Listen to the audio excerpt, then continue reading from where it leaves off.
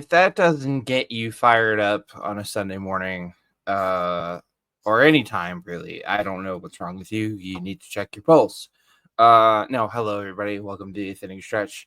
I'm AJ. He's Carson. We're live as we are every Sunday morning or thereabouts.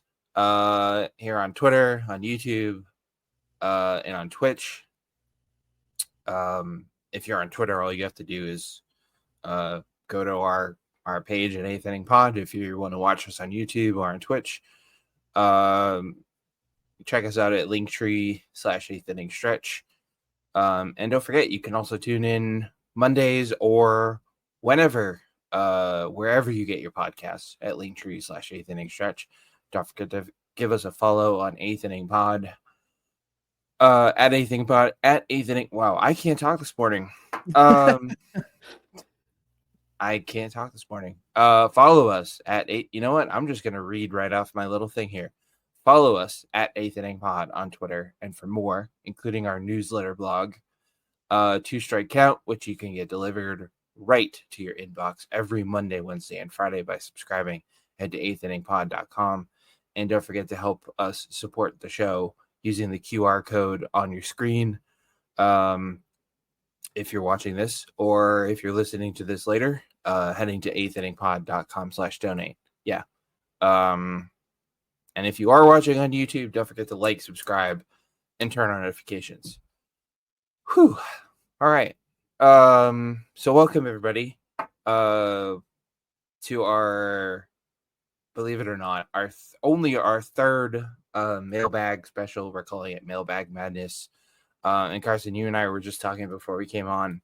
Our fans, listeners, to no surprise whatsoever, crushed it with their mailbag questions, like they always do. Yeah, not a surprise at all. You guys, especially for the mailbag episode, exclusive episodes, you guys always seem to bring it. But again, that's nothing new. I want to keep my little intro short and sweet here because I want to get right into this. This is one of my favorite episodes that we do, and I'm so pumped. Yeah, I think it's always fun to do the show. But there's just, something hits a little different about this episode. Yeah, totally agree. It's almost like the episode where we connect with you guys the most. So I am so pumped. Sure. Yeah, for sure.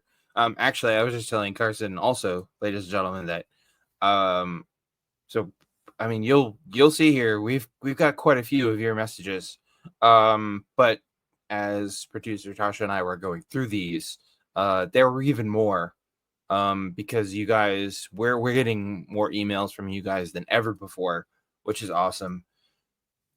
Again, no surprise. You guys have always showed up and showed out for us.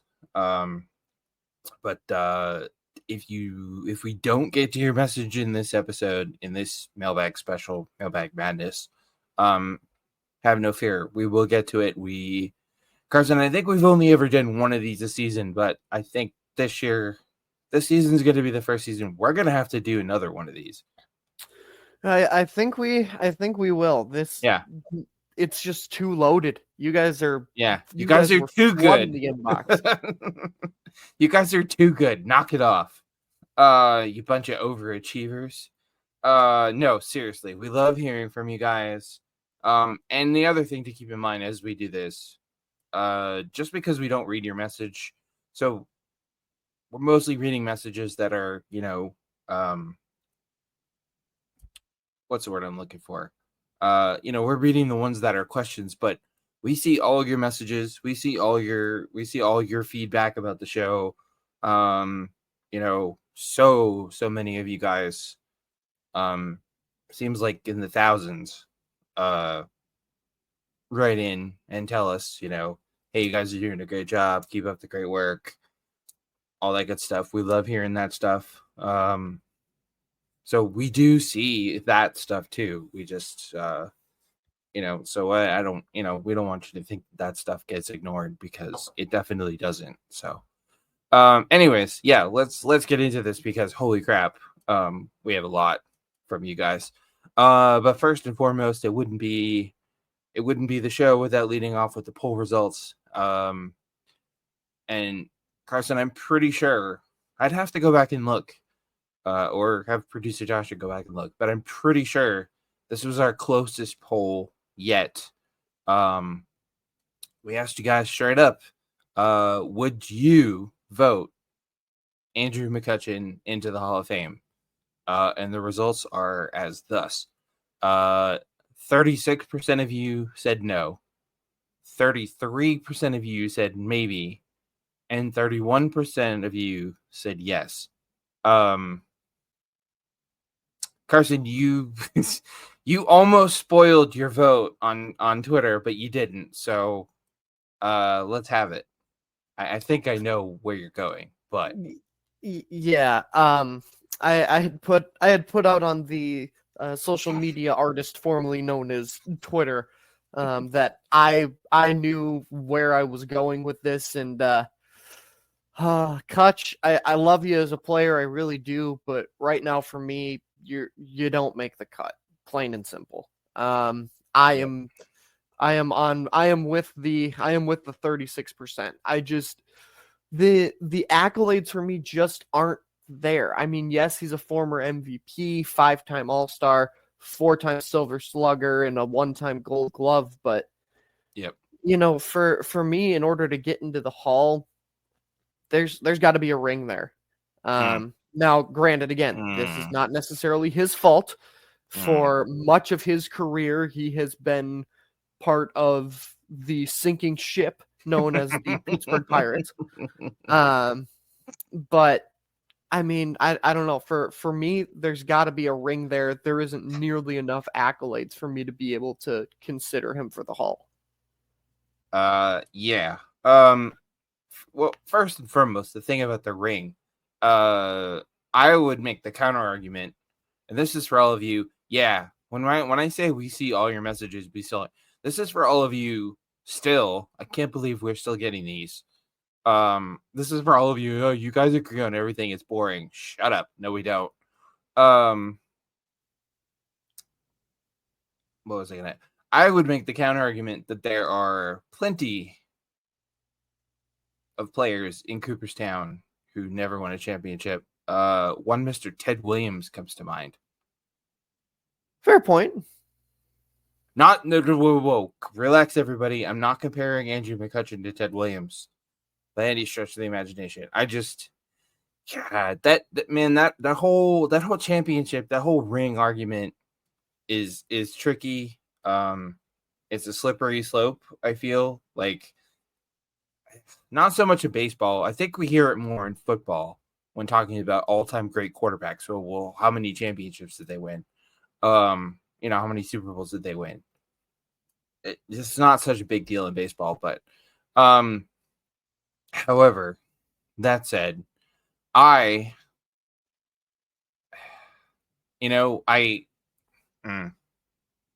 this is tough. Like, Kutch is just such an awesome player. He's always been one of my favorite players to watch. I'm on the fence. I'm on the fence between the no and the maybe. I certainly don't think winning a championship would. Do we think if somehow Kutch wins a ring that puts him over the top? Is that where we're at? I mean, if he won a ring, I think I'd be more inclined to still be on the maybe.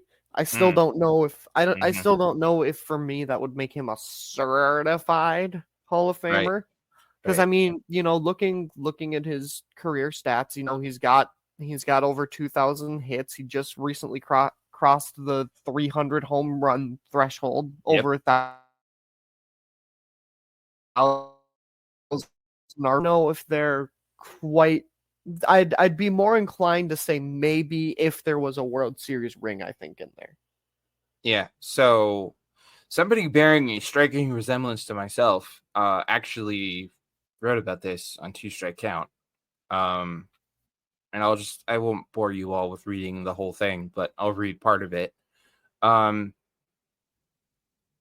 Basically, I said that Kutch is I think Kutch is as close to getting into Cooperstown as you can without actually getting in. Carson, I think Andrew McCutcheon is bound for the Hall of very, very, very, very, very, very good, but not quite the Hall of Fame. Which, that's nothing to. But basically, in short, I wrote this right after he hit his 300th home run. And I talked about which this isn't. I feel like this isn't something we talk about a lot with baseball players in the Hall of Fame. I talked about his defense. Andrew McCutcheon is a damn good outfielder. 988 career fielding percentage, over 3,600 putouts, only 44 errors in his entire career. But I also went on to say that his defense isn't the problem. It's his offense that comes up a little short, which is a weird thing to say considering he just hit 300 home runs. Yes, he did recently hit his 300th homer. Yes, he's got more than 200 stolen bases in his career, also impressive. And yes, he's got over 1,000 RBIs. For me, the reason I put Kutch in the Hall of very, very, very, very good and not the Hall of Fame, he struggled with consistency over his career. Yeah, that's a good point. I mean, I just feel like his offensive production, because I went and looked at his baseball reference. I feel like his offensive production has been a little all over the place. Yeah, I mean, you go from his MVP type seasons from 2012 to 2014. And I mean, granted, in 2015 he was still an all-star, was still a silver slugger. 292 is a great batting average, but his slugging percentage dropped, his OPS dropped off from 952 to 889 and then 766 the next year. And I mean, there's no doubt that he will go down, at least in my mind, and I think AJ, I'm safe to assume you agree with me here, is one of the best Pirates of all time. Absolutely. I think there's no doubt about that. No, I put him in the same. He's right up there with Roberto Clemente, as far as in terms of best to ever wear the Pirates jersey. I have no doubt that the Pirates will retire his number. Someday whenever he's done playing, and he'll certainly never have to buy a drink in Pittsburgh ever again. I don't want to spend too much time on this because we do have all your mailbag messages to get to, plus a bunch of other stuff. I'll just make one last point, a little food for thought, little something for y'all to chew on. When I was doing this when I was, writing this, I found a very interesting case, a very similar player in terms of sort of resumes. And that is Magglio Ordonez. So Ordonez and McCutcheon, you can check my math, everybody. You can go look at Baseball Reference yourself. They have very similar stat lines, except in batting average. Magglio Ordonez, at the end of his career, finished 32 points higher than where Andrew McCutcheon is in his current career average. Kutch won a Gold Glove. Ordonez won a batting title. And Magglio Ordonez, Carson, only got 2% of the vote for the Hall of Fame and then fell off the ballot.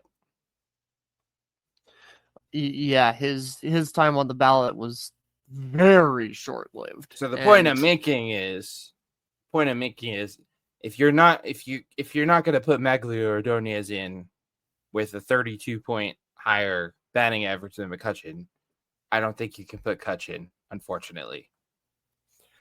Yeah, in all honesty, I agree with you. As hard. No, you're not supposed to agree with me. We agree on everything. Did you? Oh, just kidding. As much as I do apologize, Pirates fans, I do appreciate me some Andrew McCutcheon, especially prime Andrew McCutcheon. Whew. Sure. If you guys never saw Andrew McCutcheon in his prime. First of all, I feel old in that case, and second of all, go look on YouTube at some prime Andrew McCutchen highlights, because that dude was at one point one of the best in Sure. Major League Baseball. Yeah. Yeah, no, he absolutely was. It was kind of a shame that he hasn't spent his whole career in Pittsburgh. That's kind of a bummer. Yeah, a little bit, but at the same time, He had those. I think he went and played with the Brewers at one point. He bounced around a little bit, and he played with it. Am I imagining this, or did he play for the Yankees at one point? He did play for the Yankees. I think he Okay. got traded there after, because I can't remember if the Pirates just didn't re-sign him, and then he signed with San Francisco in 2018. Oh, he did play for the Giants too, didn't he? Yeah. He Yeah, bounced around a little bit. he played for them for much of that 2018 season, and then I think maybe got traded to the Yankees. Played a Yeah, I few think you're years in right. Philadelphia. Was in Milwaukee in 2022. Yeah, see, I forgot he played for the Phillies too. Yeah, he bounced around a little bit. So, anyways, that's where we're at with the poll results. Again, I'd have to go back and look. But I'm pretty sure that's the closest poll we've ever had. So, thanks as always, for everybody for you guys for voting in it. I know you guys love the poll questions, and we do our best to get those up, every week. So, yeah. All you got to do to vote in the poll question is head over to 8th Inning Pod/poll, and that's where you'll find that. So, so switching gears a little bit. Yes, we're getting to your messages, I promise. But Carson, wow, it's been a rough little stretch for the baseball world. We've lost some people. Carl Erskine, who of course was a member of the Brooklyn Dodgers, Larry Brown, Ken Holtzman, David McCarty, who, if you're not familiar with that, non-Red Sox fans might not know that name. David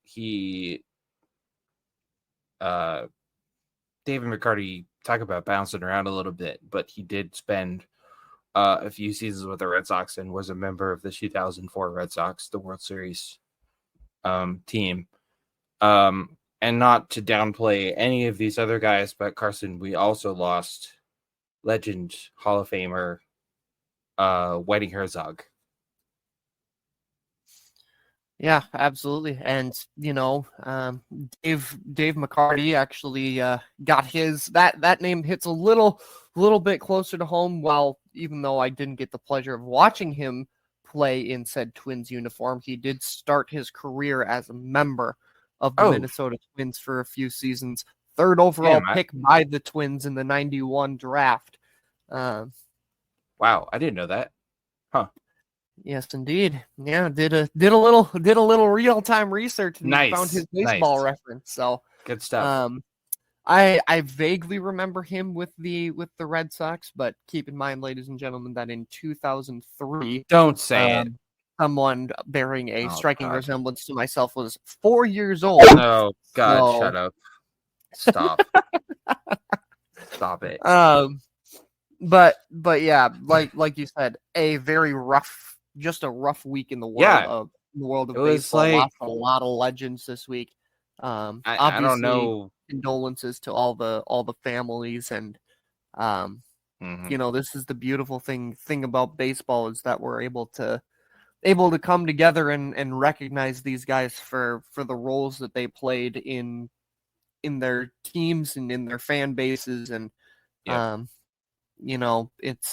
it's always hard when we have to talk about these. Usually it's not this many at one time. I know, seriously, I don't like all of these within like the span of a week. It sucks. And oh man, like Carson said, obviously our condolences and our thoughts and everything to everyone's families.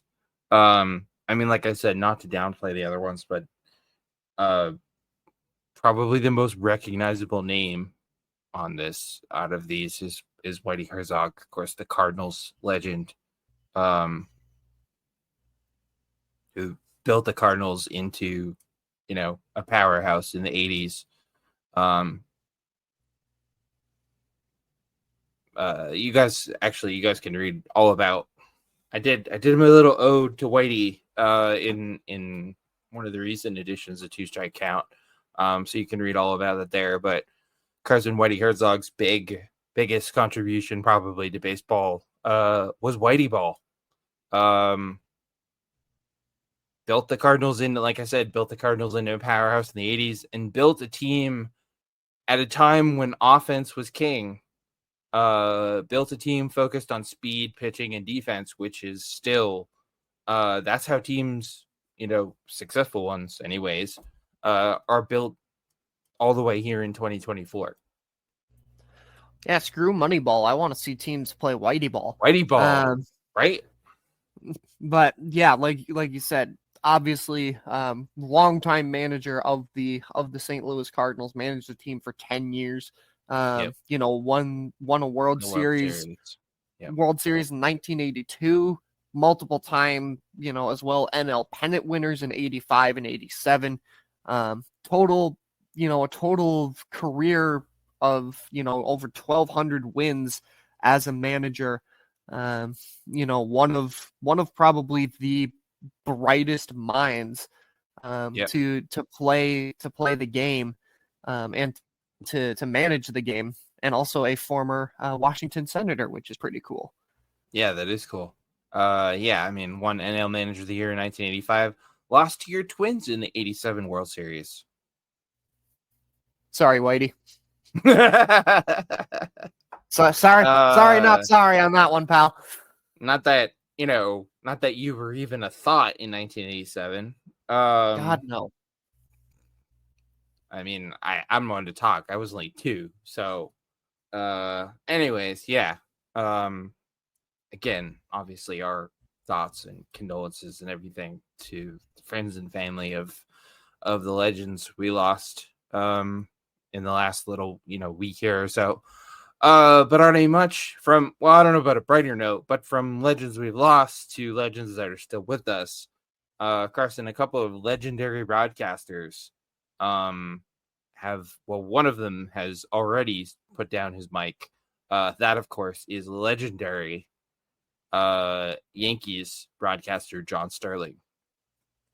Yeah, no matter how you feel about the Yankees, because obviously we have the Red Sox loving co-host over here. But John Sterling is one of the best to ever go behind the mic for a game of baseball. Yep. And I, in not to totally sidetrack here, but I feel very fortunate that us sidetrack? What? Us sidetrack? What are you talking about? We don't sidetrack. Never. But I feel very fortunate that I feel like baseball has had a lot of legends come through the broadcast booth. Sure. John Sterling, Vin Scully, Bob Uecker. Bob Uecker, by the way, ladies and gentlemen, Bob Uecker's still going strong at 90. Yes, like baseball has a ton of legendary broadcasters. And these are guys that have made up a lot of people's childhoods. And John Sterling, certainly no exception to that. Yeah, definitely. Yeah, I mean, like you said, no matter how you feel about the Yankees, John Sterling, one of the best to ever do it. And good on him for, stepping aside, for stepping aside at what he felt like was the right time. Yeah, actually, I was just looking. I just did a quick Google best baseball broadcasters of all time, and wow. I mean, Vin Scully, we mentioned, Bob Uecker, Harry Carey, John Miller, Jack Buck, Harry Kalas. Yeah, this list is ridiculous. Tim McCarver, Kurt Gowdy. I mean, yeah, this list is just wow. I would make the argument that baseball has had. I would make the argument, Carson, that baseball, out of all the sports, has had the best broadcasters out of all the four major sports over the years. I think there's certainly an argument to I think that's certainly an argument to be made. I think there's, obviously each sport has their own legends, and we'll very shortly be talking about another legend of another sport. But Yeah. but I mean, yeah, baseball has had an absolute. You could put a broadcasting Hall of Fame of just Just baseball baseball. Yep. broadcasters, and it would be fantastic without adding some of the legends of the other major sports that have come behind the mic. Yeah, we're gonna talk about a different Mount Rushmore, but as far as my baseball broadcasting Mount Rushmore, I would go in no particular order. Wow, this is hard. God damn. I would go Vin Scully, obviously. Duh. See, this is tough because a lot of these guys I never got to hear or watch. Fully hear call a game, yeah. Yeah, I never got to watch or really hear, guys like Kirk Gowdy or Harry Carey, but I mean I obviously got to watch Vin Scully. I would go Vin Scully.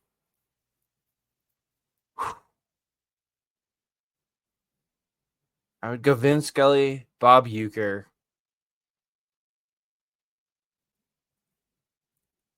John Miller, and honestly, I think I gotta put John Sterling on there. Yeah, I mean, I think Vin Scully and Bob Uecker for me, no brainers. No brainers, yeah. Yep. Oh man, this is tough because, like you said, there are, and I have even less of a frame of reference than you do. In terms of hearing guys behind the mic. So I may have to yours do might be a little different. Do a little twins. Yeah, I might have to do a little bit of twins fire. But obviously Vin Scully, Bob Uecker, no brainers. Yep. I think I'd probably have to put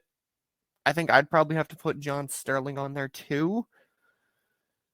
Who do I put as my third spot?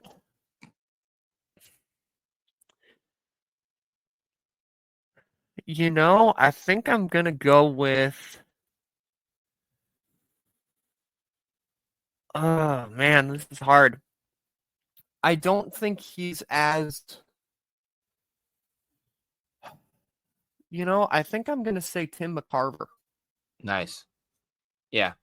But that's kind of the point here is like even with a Mount Rushmore, like you'd have to have, a bigger mountain because there's so many, even with the ones we mentioned, there's so many that got, that you end up leaving off.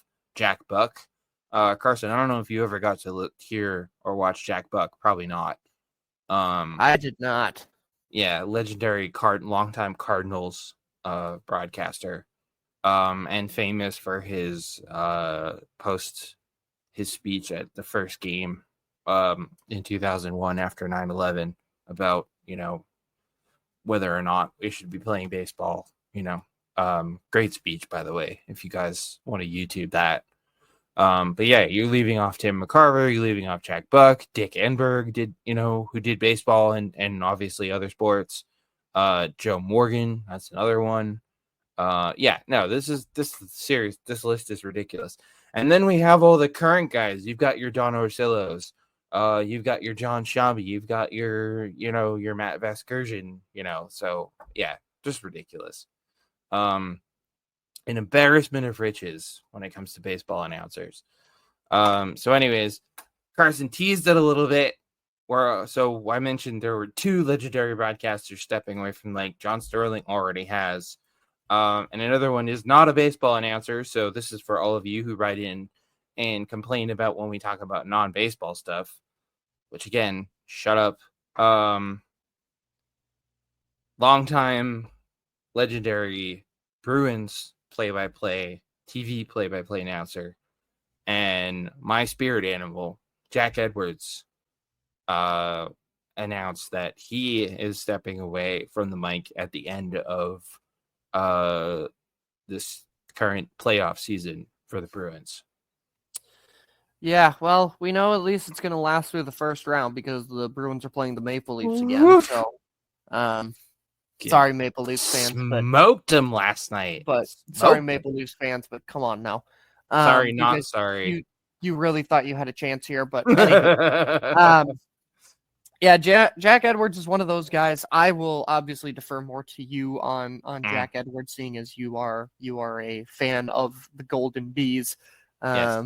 and have probably heard a lot more of Jack Edwards calls than me, tons. who hears the ones that come up on social media of people who don't really like Jack Edwards, or him basically calling Pat Maroon fat. Yeah. But he definitely seems like a very polarizing broadcaster. Either if you're from Boston, you love him. If you're anywhere else, you hate him. Yep. Yes, he is a very polarizing figure.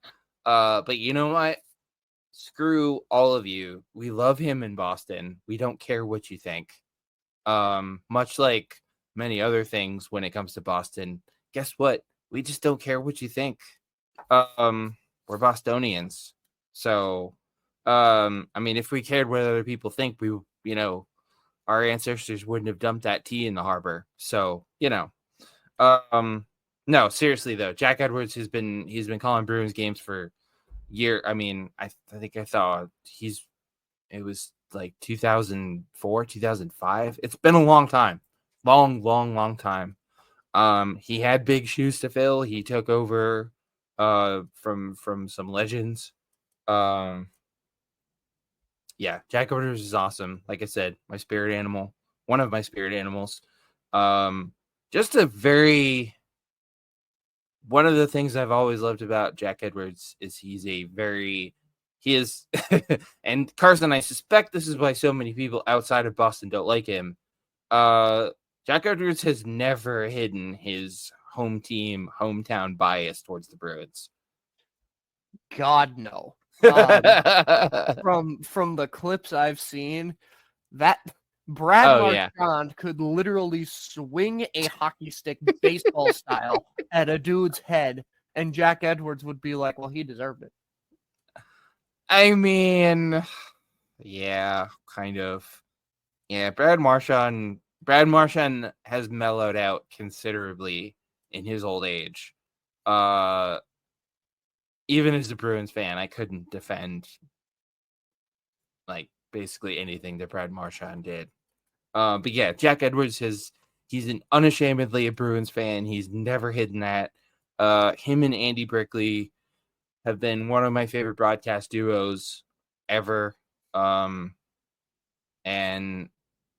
it's just and now Jack Edwards stepping away at the end of the season, which is sad, but also he basically said, Carson, that he's had some vocal cord issues, he's had some voice issues, and he just can't do it at the level that he expects himself to do it, and I respect the hell out of that. Yeah, absolutely. Respect to both of these guys for because John Sterling stepping away was also a lot due to health reasons, and stepping away behind the mic. Ask any broadcaster. Ask I myself as an aspiring broadcaster know that that's not an easy thing to do.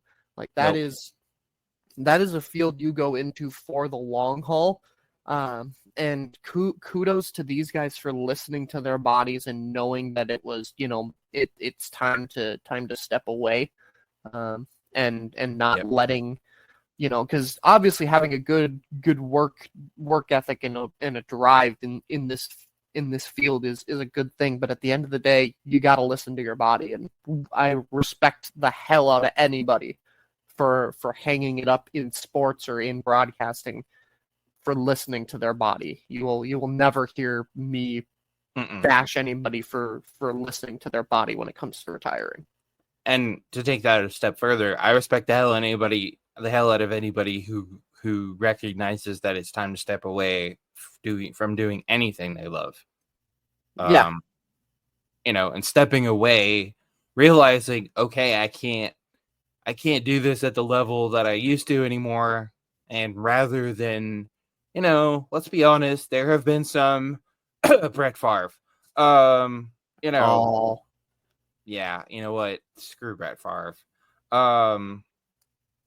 Seriously though, there have been, I mean, I think most of the examples we could come up with are athletes, but there have been no shortage of people, public figures, who should have stepped away. Tom Brady, and should have stepped away when they got to a certain point and didn't, and went too long and ended up embarrassing themselves. Michael Jordan. I mean, come on, really, dude? The Washington Wizards. Anyways, so John Sterling, Jack Edwards, obviously wishing both of them nothing but the happiest of retirements. A couple of broadcast legends who will definitely be missed by their respective fan bases. And honestly, watching Bruins games next year is just not going to be the same. So, and I suspect, no confirmation yet, but I suspect that Andy Brickley, Jack's longtime broadcast partner, will probably step away too, because that's like having peanut butter without jelly. So, anyways,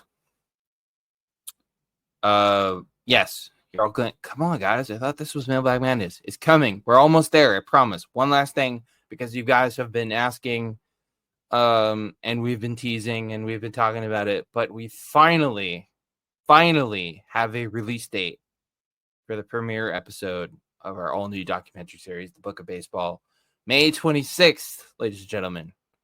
A week. Actually, no, not a week from this Friday. Believe it or not. May 26th, premiere episode of Book of Baseball. The first episode, to the surprise of absolutely no one who listens. Hang on, May 26th or April 26th? Oh, April 26th. Did we put May? We did. Wow.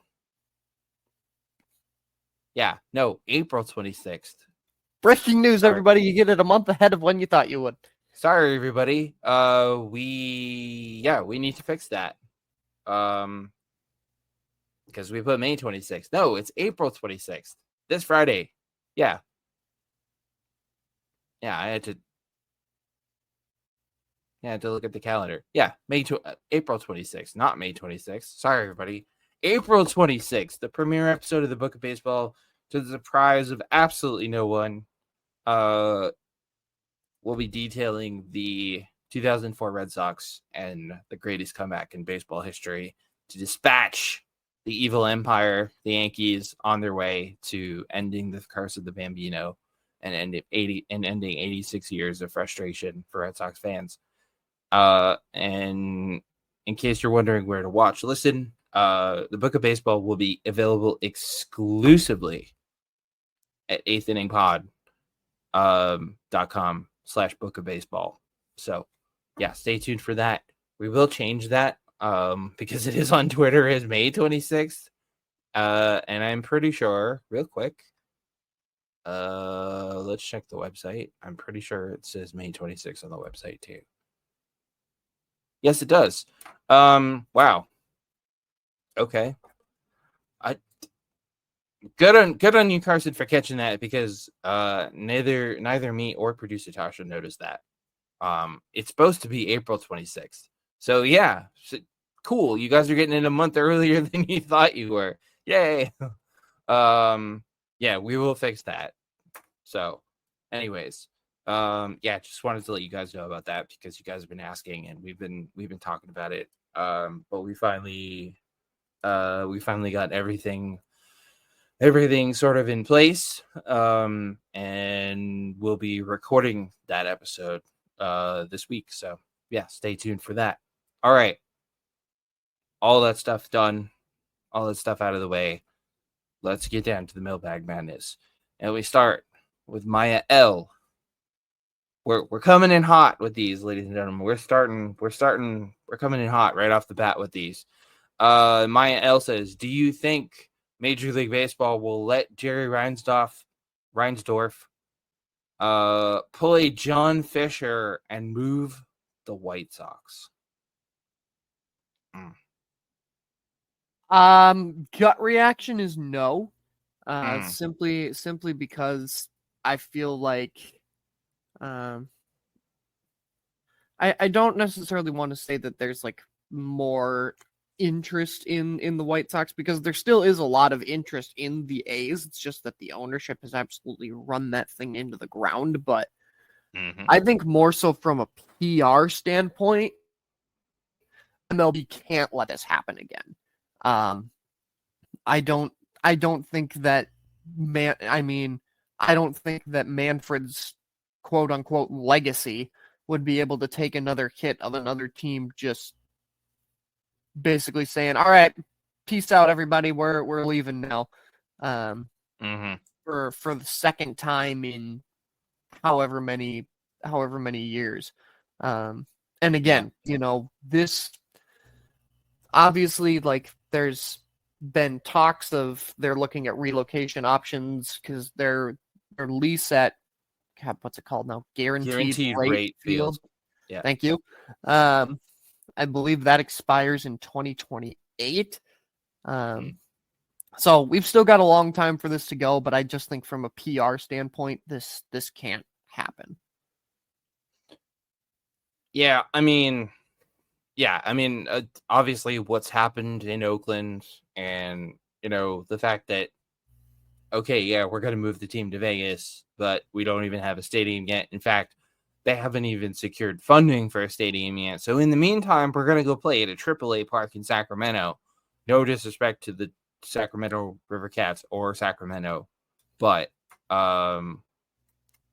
yeah, I don't.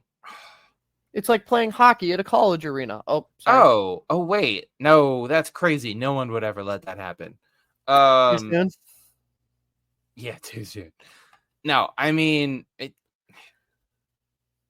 yeah, no, to answer your question, no, I don't. I mean, while I wouldn't be surprised, no, I don't see this happening. As much of a hot mess as the Red Sox are, sorry, Freudian slip. The White Sox, yeah, the Red Sox are a hot mess too, but the White Sox are a disaster. They're off to an absolutely abysmal start. But the key issue here for me, Carson, is and obviously the A's have a strong connection to Oakland. They've been there since 1960, whatever.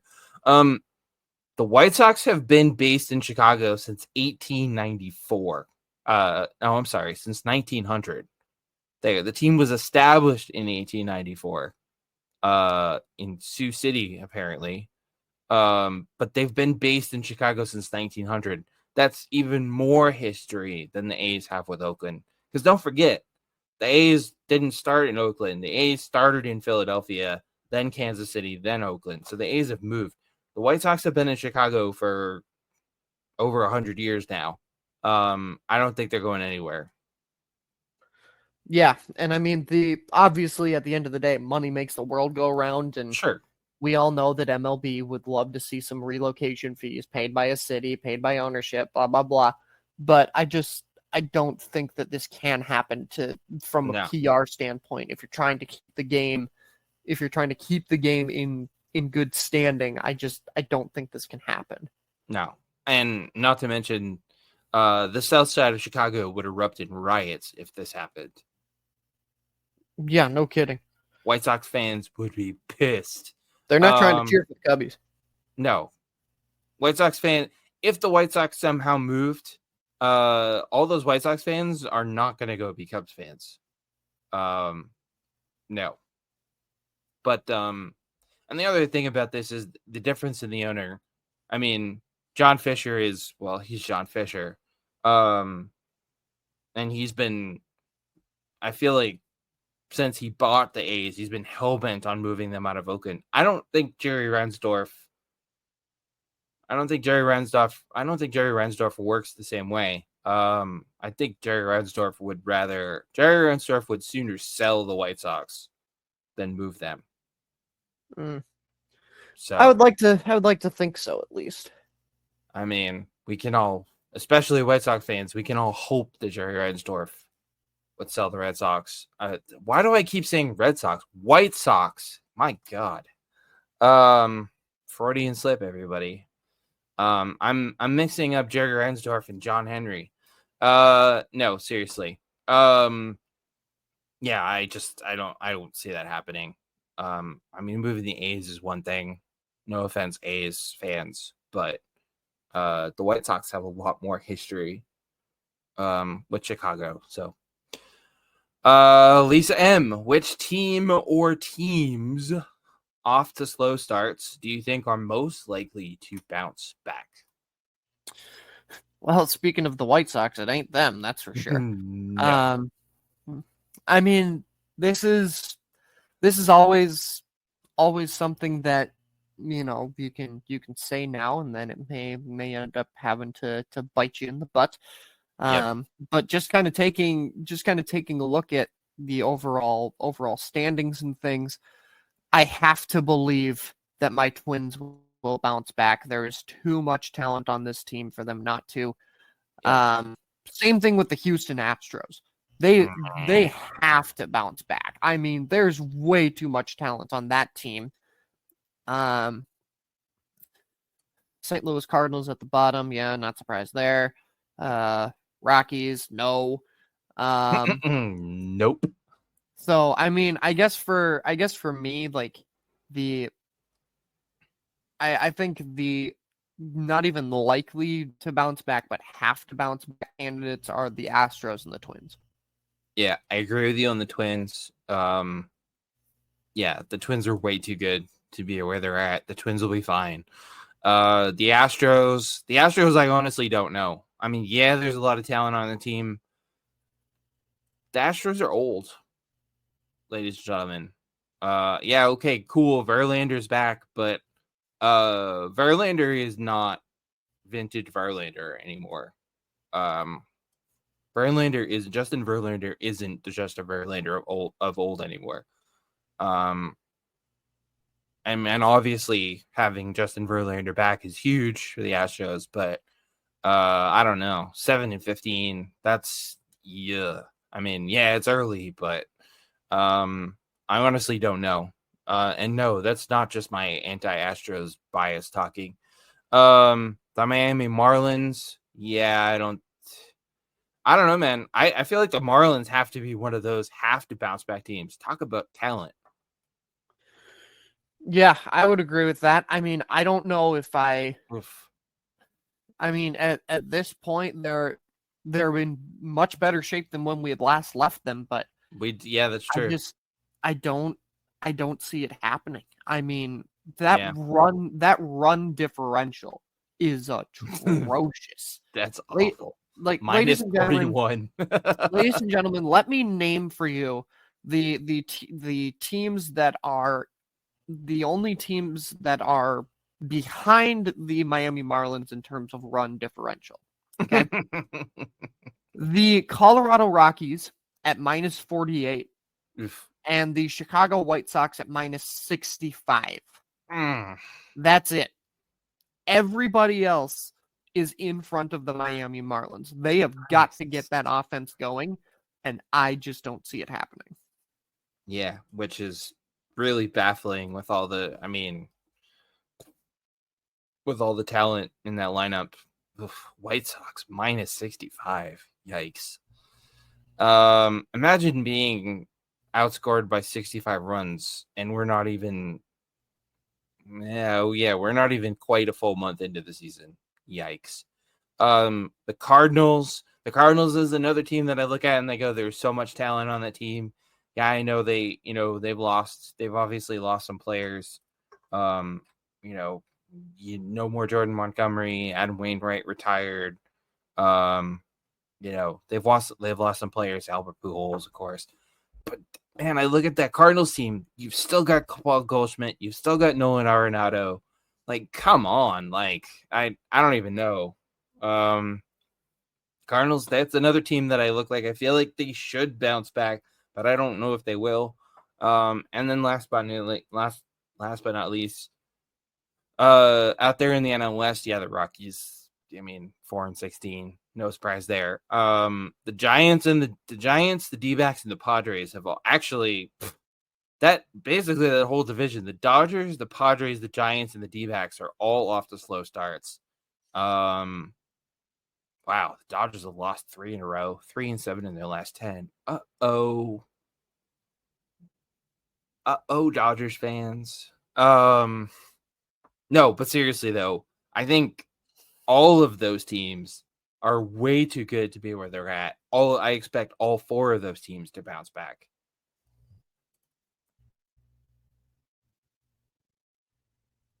Yeah, Carson. I'd agree with that 100%.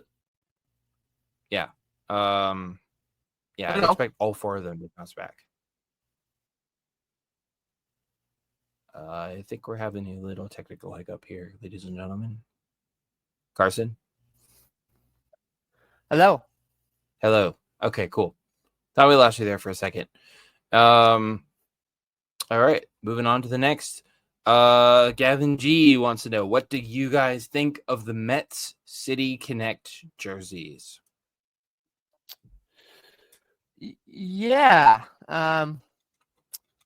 They're certainly something. Certainly a choice. Certainly a choice. I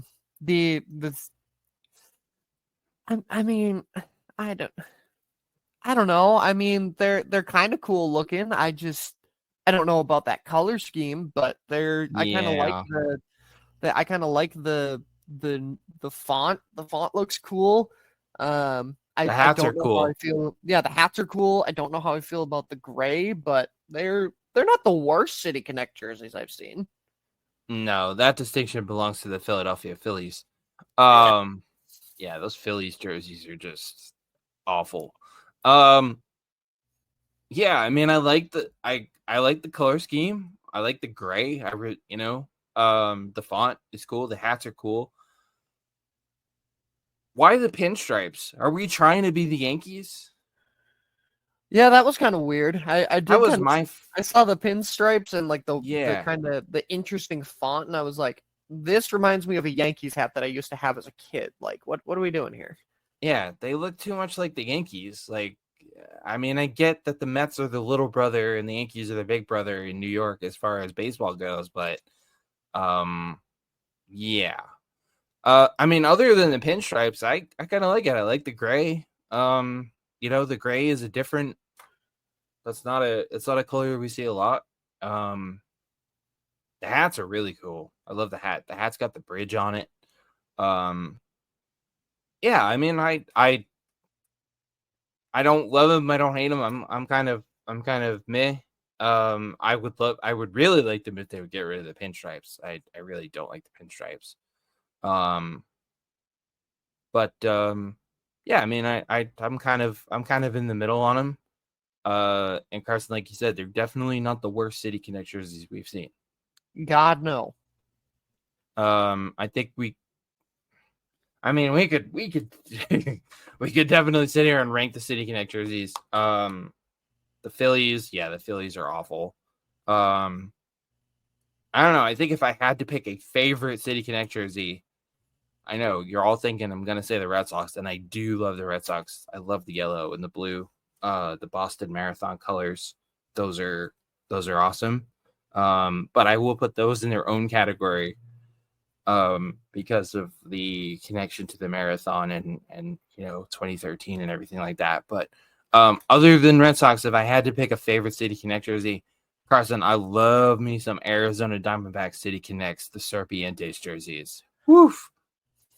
Those are nice. I mean, yeah, as Those are As I wait for my Twins to officially unveil their City Connect jerseys, which, by the way, hello, what's taking so long? I want to see them already because I'm probably going to buy one unless they suck. So please right. reveal those.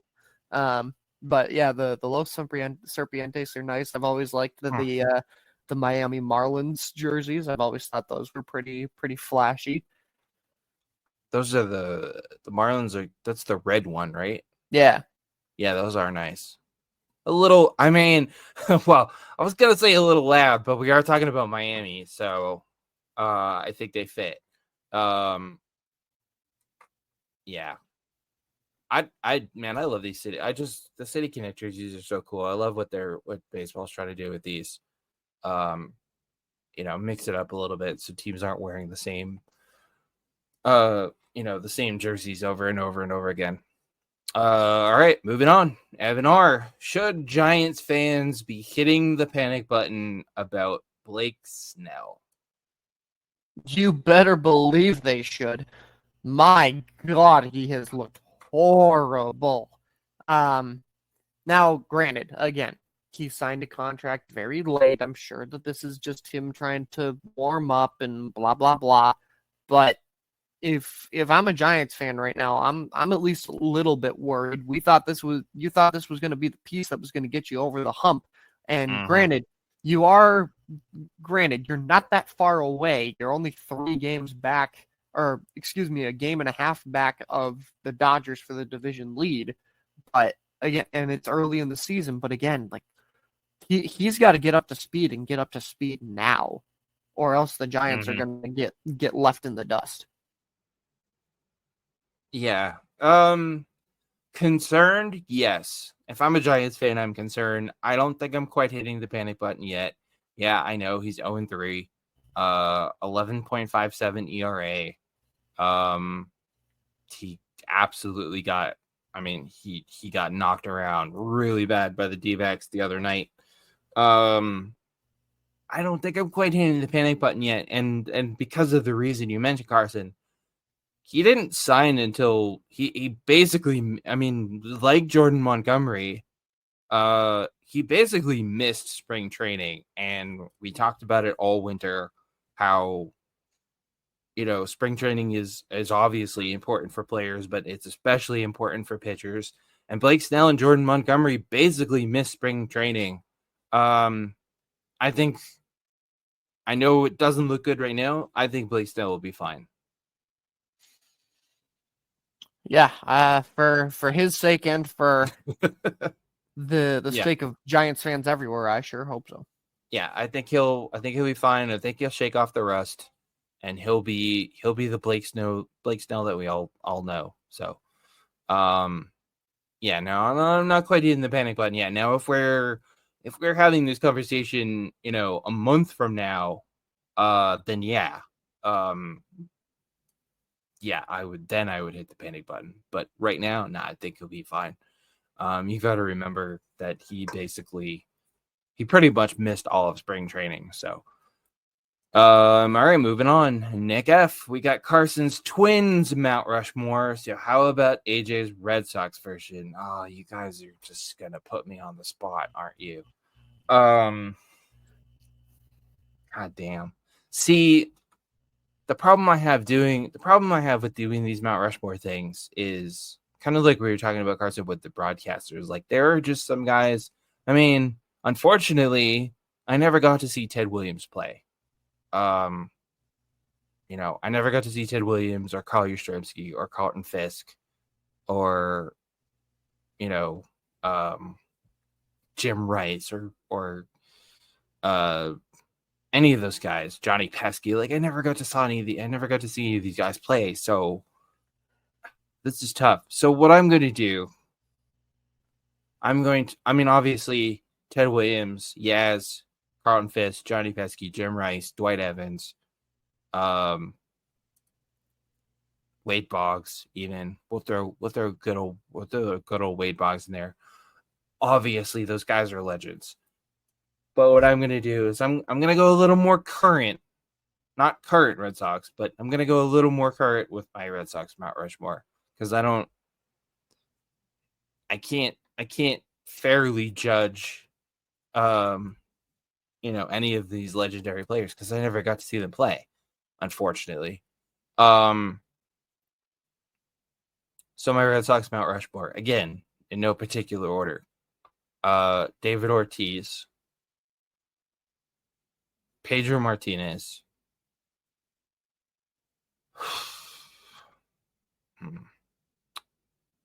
Ortiz, Pedro.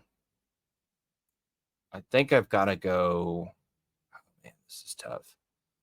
Damn. I think I've got to go. I think I'm gonna go Dustin Pedroia. And oh man.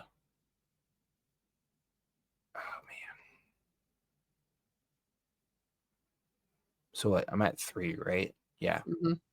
David Ortiz, Pedro Martinez, Dustin Pedroia.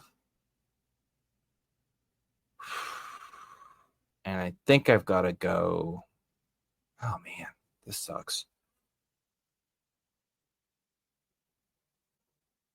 And I think I've got to go Jason Varitek. Yeah, I have no issues with any of that list. Those are some absolute studs. But I'm leaving. Oh man, I'm leaving so many good players off. I mean, that was the hard thing about when I did my Twins Mount Rushmore, and that's why I was like, my Mount Rushmore for guys who I've seen play versus I haven't seen play are two very different ones. And I had just decided to go with, all right, without even factoring in guys I haven't seen play. Here's my Twins Mount Rushmore. Yeah, I mean, I'm leaving off, Nomar Garcia-Parra, John Lester. I mean, yeah, it's tough. Manny Ramirez, yeah. I mean, Nomar Garcia-Parra for me is on the Backyard Baseball Mount Rushmore. Sure, absolutely. That was my guy on Backyard Baseball. Yeah, I mean, other than good old Pablo, yeah. Yeah, these Mount Rushmores, these are tough guys. But yeah, Ortiz, Pedro, Pedroia, and Varitek, I think, and again, obviously, Ted Williams and Jim Rice and Johnny Pesky and Carl Yastrzemski and Carlton Fisk and all those guys are But I know, yeah, it's tough because I never got to see any of them play, unfortunately. So, anyways, yeah, I guess that's where I'm at with Red Sox Mount Rushmore.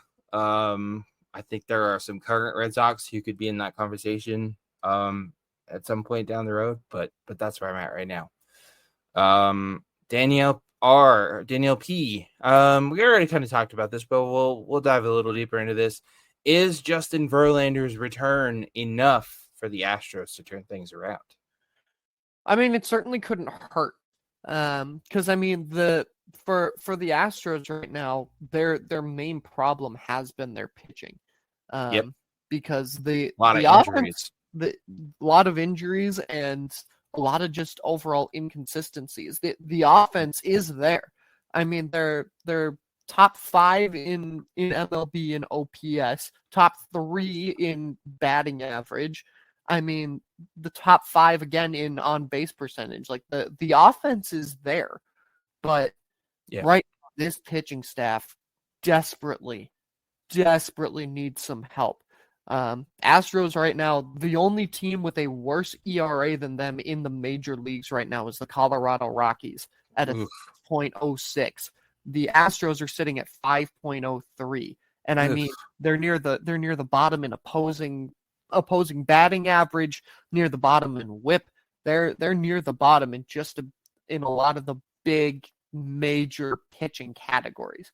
So it certainly can't hurt getting Justin Verlander back, because he is a guy who is going to help that pitching staff, who is going to help bring those stats back to, quite frankly, where they need to be if you're the Astros.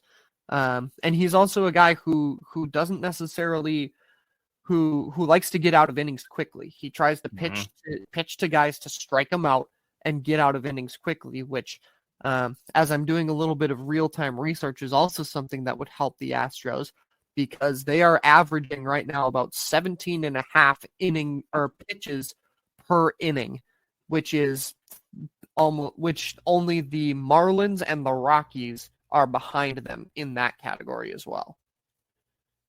That's wow. That's brutal. Yeah, I mean, you were talking about the offense. Even with the offense that they've got, they're still minus 22 in run differential, which is obviously not good. Yeah, they're 3-7 in their last 10. They're dead last in the AL West.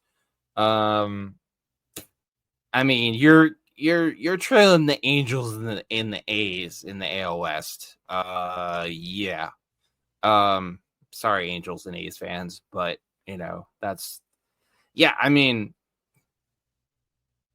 like you said, having Justin Verlander back is, I mean, it can't hurt. It's obviously a good thing. You're obviously in a better position with Justin Verlander than without. But is Verlander's return alone enough for the Astros to turn things around? No, I don't think so. Because you've got all those, you've got all the injuries to the pitching staff. You're still, I mean, you're basically, I mean, you've got what, Lance McCullers. I think Framber Valdez is on the IL. Yeah, that Astros rotation is in rough shape right now. So getting Verlander back alone, I don't think is enough. I think some other things need to go right for the Astros to turn things around. And honestly, Carson, I hate to be that guy, but and I said this earlier, Justin Verlander isn't Justin Verlander. Isn't the same Justin Verlander. Justin Verlander's old. And I hate to be that guy, but you're not gonna get out of Justin Verlander what you used to get out of him. No, I mean, you can't expect him to come in and be prime Justin Verlander or even 2017 World Series Justin Verlander. That World Series was 7 years ago. Yeah, dude's 41 years old. That's ancient in baseball years. Right. And I mean, props to him for still being able to pitch at 41, by the way. By no means is this us trying to slander Justin Verlander. No, not at all. Not this. We are not trying to turn this into Verslander. This is Justin Verlander. Very nicely done, Verslander. I like it. But no, you're not going to get Justin Verlander's not going to go out there every 5 days and mow, and throw fireballs, and blow batters away and mow guys down like he used to. He's just not. And for that reason, I don't think getting Verlander back alone, I don't think that alone is enough for the Astros to turn things around. So, well, Astros, you're getting to experience how the other half lives. Right now, unfortunately. But yeah, that's where we're at with that. Moving on, Julie R. Carson, what are the Pirates waiting for to call up Paul Skenes? The second coming. I mean, I don't know. Because as a person, to use one of my co-hosts' favorite phrases, a person bearing a striking resemblance to myself, said that I was not ready to call the NL Central for the Pirates because we had seen this same story play out before our very eyes last season. And look what's happened. I think the biggest thing is, the Pirates, I feel like as an organization have always kind of been careful about calling their guys up. I think they've always been a little bit more cautious than the baseball world, I think, would like. And certainly at this point, when it comes to Paul, I still don't know if it's Skenes. I've heard just about every pronunciation at this point. I've heard both. Yeah, but when it comes to him, I think the Pirates are just they're trying to take their time with him, make sure he has enough time to properly develop. Because obviously in baseball, in baseball, AJ, I feel like as well as hockey, those are sports that you have a true minor league system, and Hmm. you cannot call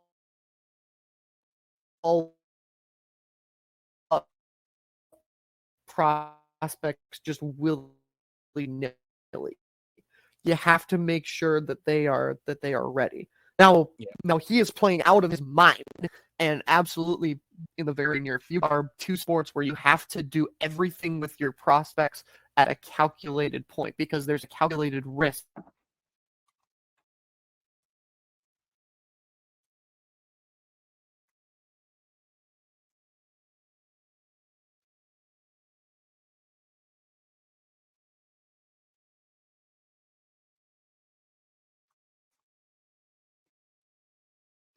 Carson, did we lose you? Oop, Well, that was Carson, weird. you got muted. Yeah, I don't really know what happened there. Well, your audio was a little choppy there for a second, and I thought maybe we lost you, but No, yeah, um, the browser said that I had disconnected from my mic, even though I did nothing of the sort. oh, Accusing me of it is accusing me of false things, and I am going to defend myself against you, StreamYard. that's a little weird. I mean, we got most of what you're. Yeah, so Long story short, they're probably just waiting for the right time. Everything with a prospect comes with a calculated risk and reward. yeah, absolutely. Yeah, and good point about hockey and baseball being hockey and baseball prospects are different, ladies and gentlemen. Um, it's not like the NFL where a player gets drafted out of college and goes right to starting. So prospects in baseball and hockey, they get a little more time. They need a little more time to marinate, so to speak. Um, yeah, honestly, I'm not sure what the Pirates are waiting for. But at the same time, I'm not sure that I would, if I were them, I would call Paul Skenes up right now. I mean, he's only pitched in 4 games. Granted, 12.2 innings pitched, 27 strikeouts, a ERA of 0.00, which is pretty good, and a WHIP of 0.71. But yeah, you can't rush it. So I honestly don't know what they're waiting for. I feel like uh, you know, probably soon if they continue to struggle. Although Carson, the Pirates pitching has not been the problem. Their offense has been the problem of late. No, yeah, it's not. It hasn't so much been the pitching aside from the occasional implosion it seems of one Mister David Bednar in the Yeah, closing department, yeah, but who knows? I wouldn't imagine it'll be very far away now where we yeah, see him back up in the majors. yeah. Probably not. But the Pirates need offensive help. They need bats, which I was actually just reading an article the other day that was talking about how the Pirates basically don't have any imminent prospects in terms of offense, which is not great news, obviously. All right, Felix B. Who are your early AL and NL Cy Young favorites?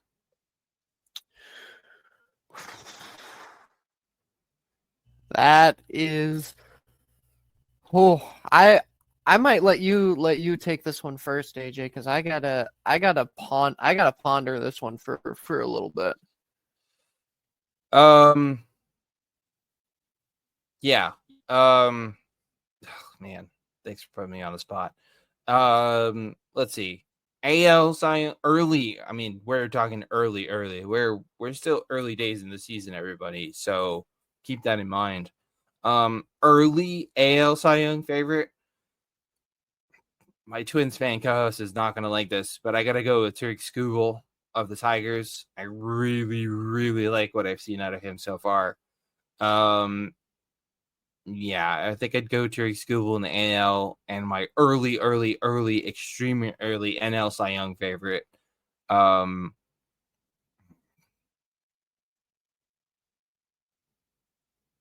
think. Oh man, this is tough because it is so early. Tariq Skubal, AL, NL. I think I've got to go with Zach Gallen. Boy, you're sticking with your Diamondbacks through and through, huh? Come on, man, Zach Gallen. Zach Gallen's a beast. No, yeah, he's been very good. Although I think, well, I don't want to spoil yours, but I think a name that you have to float in the National League was a highly touted acquisition from Japan, but not the one you're thinking of, ladies and gentlemen. How about Shota Imanaga with a 0.00000 ERA through his first 3 MLB starts? Yeah, that's exactly who I was thinking in Wow. terms of the Sorry. NL Cy Young. My bad. Darn it. But the AL one both brings warmth to my heart and also kind of makes me want to throw up a little bit in my mouth because he's not doing it for my Minnesota Twins anymore. I'm going with Jose Barrios up in Nice. up north of the border in Toronto.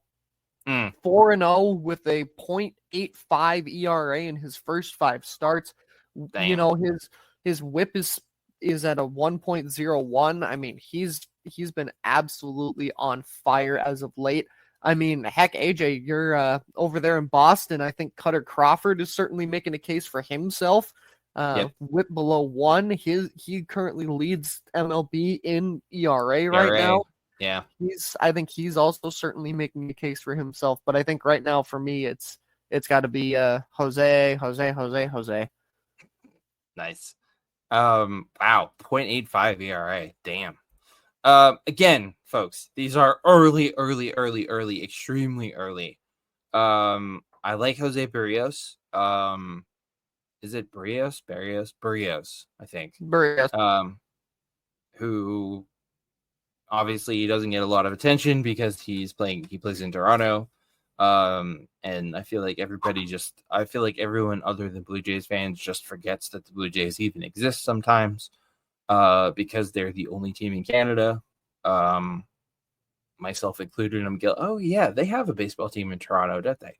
I do it. I'm guilty of that too. So, no, I like it. And how about seriously, just to go back to Shota Imanaga real quick. I don't know about you, Carson, but I did not have I knew Shota Imanaga was going to be good, but I did not have on my baseball bingo card. I did not have Shota Imanaga having a better season to this point than Yoshinobu Yamamoto. Nor did I. He has been extremely impressive to start his MLB career, and hopefully that only continues. Yeah, I mean, Cubs fans have got to be loving this dude. In contrast, Yoshinobu Yamamoto, sorry, not sorry, Dodgers fans. 5 games, 1-1 with a 4.5 ERA, 22 innings pitched, and a whip of 1.136. Not terrible, but not as good as Shota Imanaga.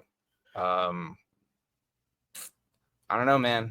I think we had that as a mailbag question a while back about, or maybe it was a buy or sell, about if we thought Shota Imanaga was going to end up being the better signing. And again, early days, but so far, Shota Imanaga is a better signing than Yamamoto. He laughs because he knows I'm over here in pain because of how excited I was for this signing for the Dodgers. Oh, yeah. He's been impressive. The numbers don't lie, man. I'm not trying to say that the numbers lie. I'm just saying, like you said, we are very early on. He's got plenty of time to turn it around. He'll be okay. And how much did the Dodgers pay for Yoshinobu Yamamoto? All right, so our next question comes from Gabby W. No, I'm actually genuinely curious. Yamamoto's contract with the Dodgers, 12 years, $325 million. Although the Dodgers did some shady tax whatever and probably deferred 3/4 of that. Yeah. And then Shota Imanaga contract.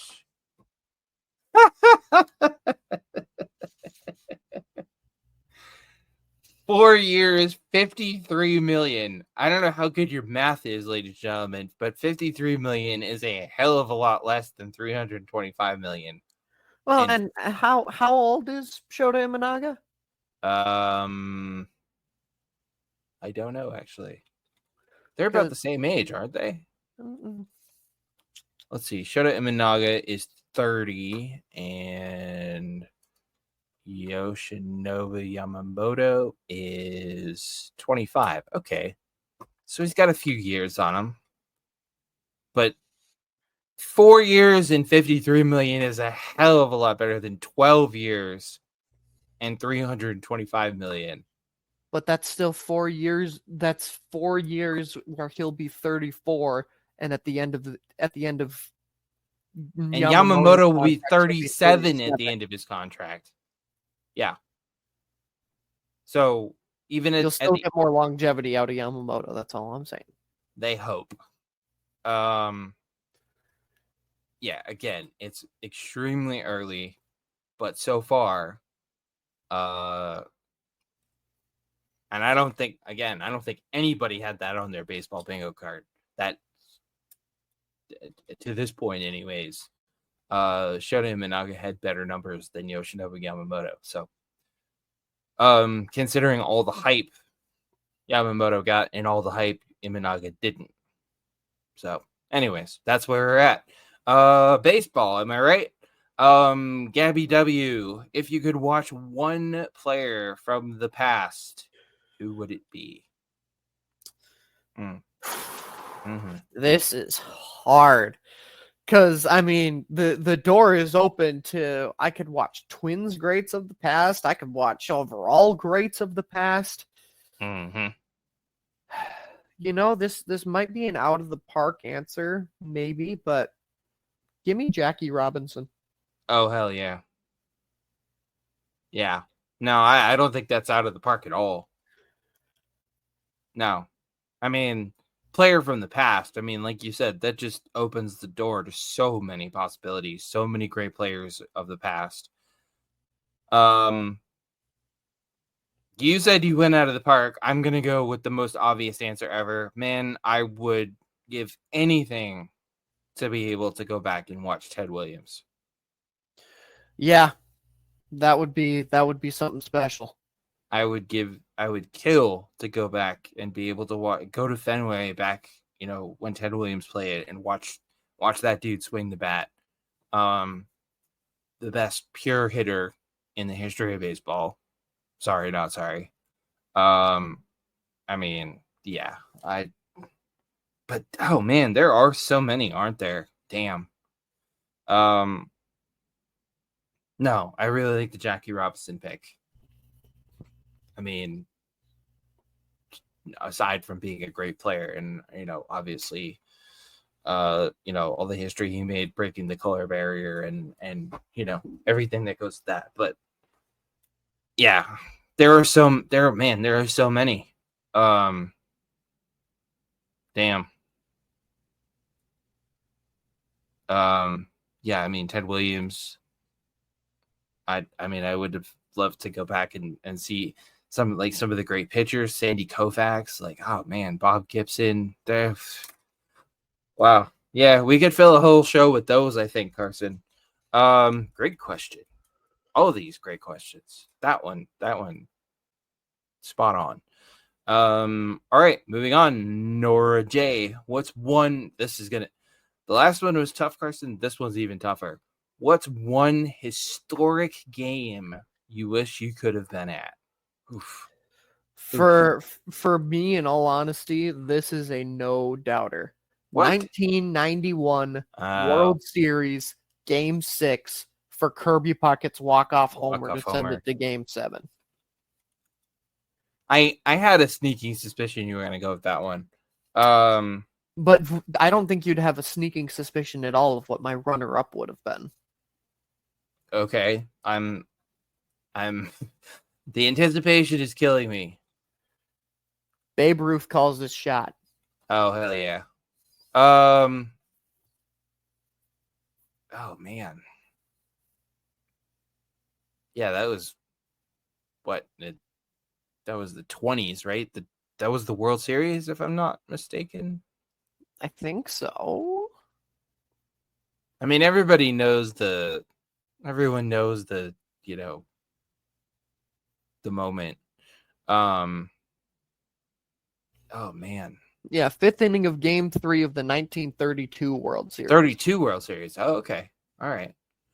Oh man.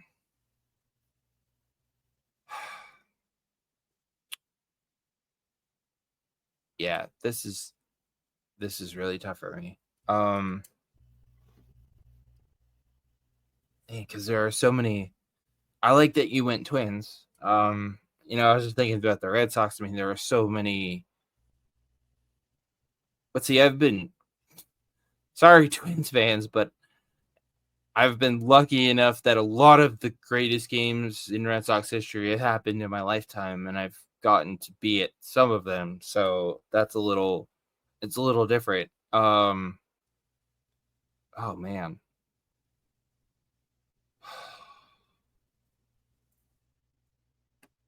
I think, oh man. Let's see. What year was?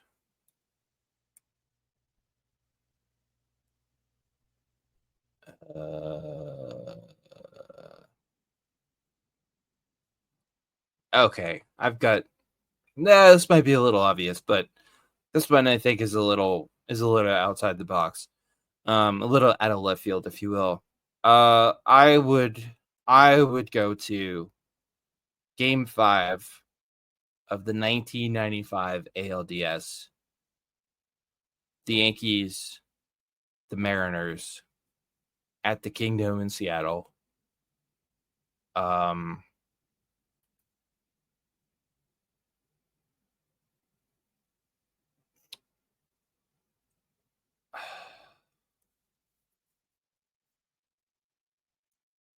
uh,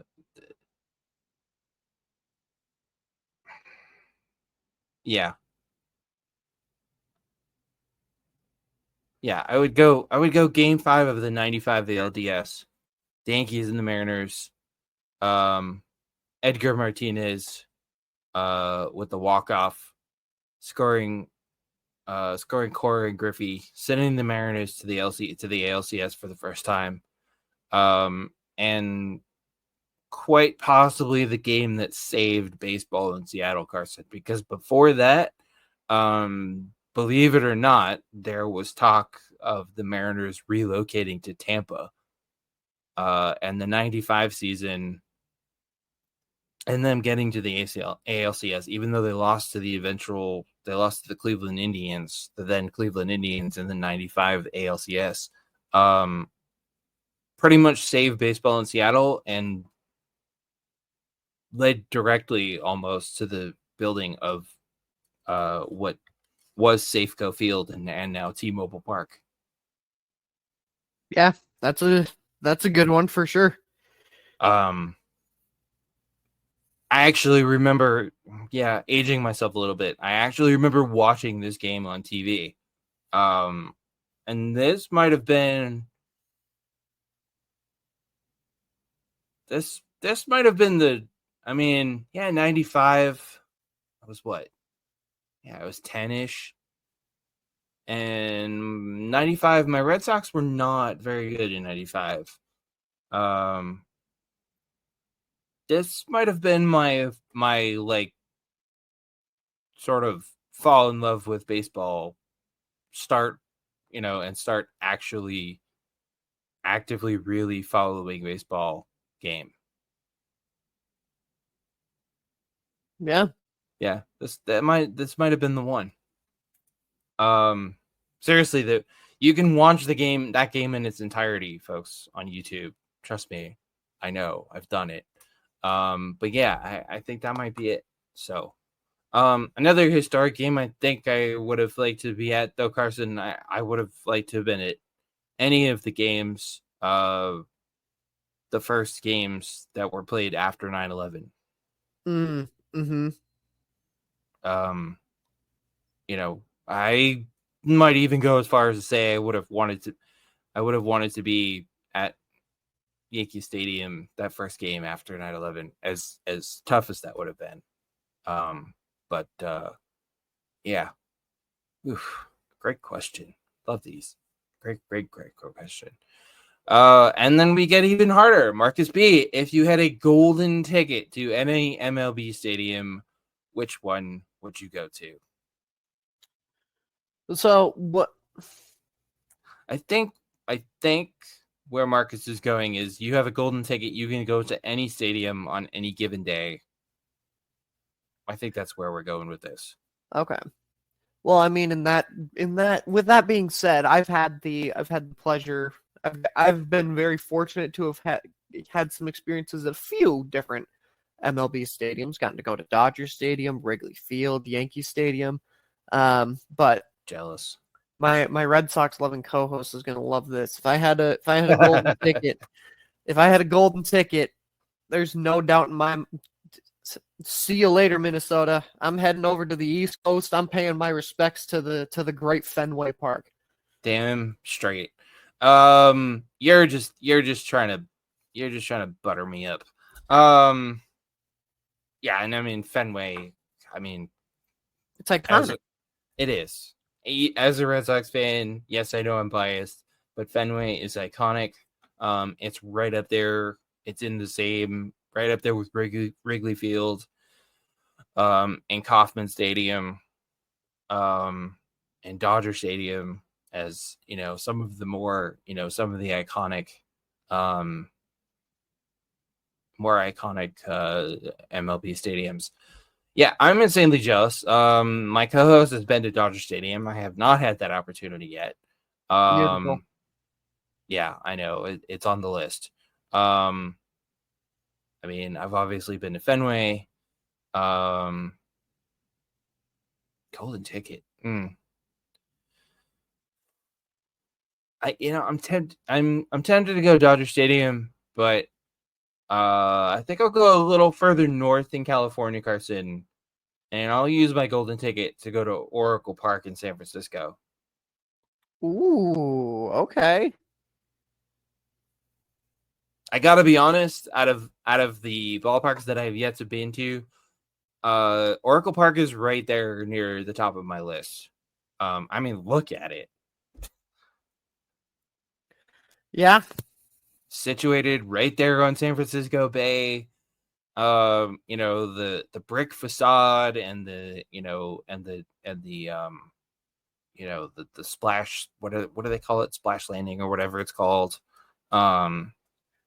Yeah, I think I'd go Oracle Park. Yeah, I think if I had my golden ticket for Oracle Park, I'd be out in one of the canoes or whatever. Oh yeah, out there in the water. Yeah, trying to catch people out there with the fishing nets, trying to catch home run balls. Yeah, I mean, it's just seriously, I'm insanely jealous of Giants fans. I mean, I love Fenway, obviously, but I'm insanely jealous of Giants fans, for having that ballpark situated there. I mean, San Francisco is just a beautiful place, anyways. But having that ballpark where it is, yeah, I think it's safe to say they definitely knew what they were doing. Yeah, absolutely. When they built Oracle Park there, so yeah, that's definitely on my list. Yeah, I mean, obviously Dodger Stadium. Yeah, there's just golden ticket. That's tough. You guys are asking us the tough questions. And speaking of which, Keith V, who was your first favorite baseball player? Oof, brutal. Not brutal at all. 2 words, one of the greatest pitchers to ever put on the Minnesota Twins uniform, Uh, Johan Santana. yeah, I mean, one of the greatest pitchers ever, as far as I'm concerned. Man, I am sitting looking at these questions like, oh man, that's a tough question. And Carson over here is just like, yeah, no brainer. It's making me look bad. Oh man, first favorite. Actually, this one is actually pretty easy for me. First favorite baseball player. I kind of hinted at it earlier when I was talking about Game 5 of the '95 ALDS. You say 2 words. I will see your 2 words and raise you 3 words. Ken Griffey Jr. I kind of thought it might be Griffey. Yep. Ken Griffey Jr. was my first favorite baseball player. Mostly because at the time when I first really started watching baseball and paying attention to baseball and following baseball, my Red Sox were terrible and they didn't have a lot of good players. But lucky for me, it was during the golden era of Ken Griffey Jr., who to this day I will defend as having the purest, sweetest swing I've ever seen. Yeah. That dude could swing the bat like nobody before and nobody I've seen since. One of the best pure hitters and oh, by the way, one of the best one of the best outfielders, one of the best defensive players of all time too. Kenny Griffey Jr. was my first favorite baseball player. I had his jersey. I had, pictures and posters and baseball cards. Griffey Jr. Maybe that one wasn't as hard as that tough after all. All right, moving on. Brandon L., what's your favorite baseball slang? Ooh, we got a 2-parter. What's your favorite baseball slang and your favorite baseball stat? I think slang probably, as my illustrious co-host used it a little bit earlier. I love it when people say that a pitcher is mowing down batters. I don't know why. I think that's awesome. That's a great one. Favorite stat. Well, here comes the question. Do I go with just like here's my favorite stat in the slash line answer, or do I go with my nerdy answer? I say go nerdy. Because if I'm going nerdy, I'm going with I think one of the most underrated stats in baseball, which is OPS. I love the OPS stat because it tells you not only who's hitting the ball really well, but who's also able to get on base and make it around said bases. It's not just a stat about base running or hitting or your batter's eye. It's a stat about that combines all three elements that are crucial to any major league batter. You think OPS is overrated, or wait, did you say overrated or underrated? Underrated. You think OPS is underrated? I think by the general baseball community a little bit. Yeah, that's actually a fair point. I guess by us, it's baseball, not really a casual stat. Yeah, that's true. Yeah, that is a good point. I think OPS is more paid attention to and appreciated by baseball geeks like us. I like it. OPS, yeah. Mowing batters down. That's great baseball slang. Favorite baseball slang?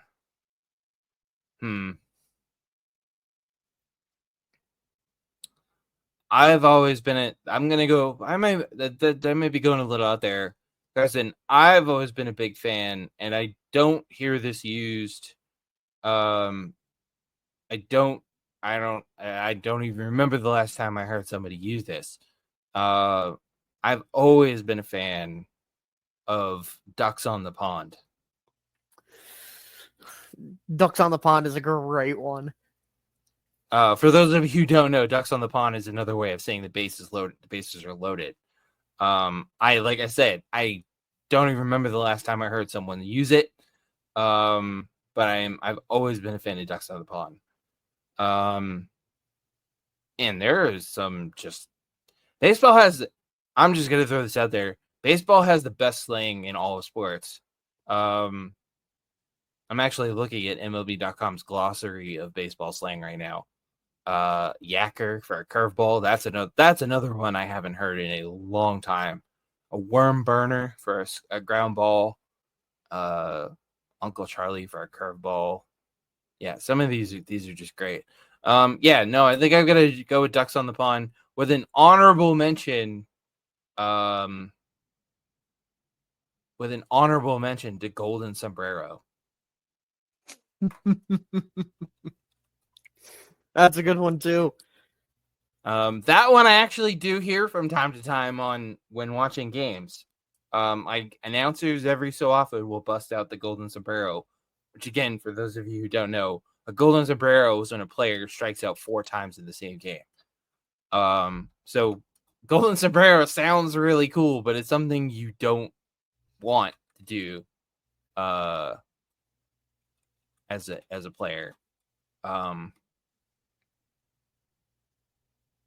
Yeah. So I think I'm gonna go with that for baseball slang. Favorite stat. Oh man. All right. So Carson went with the nerdy answer. He went with OPS, which is a great stat. I mean, I guess I'll go with the anti-nerdy answer. God,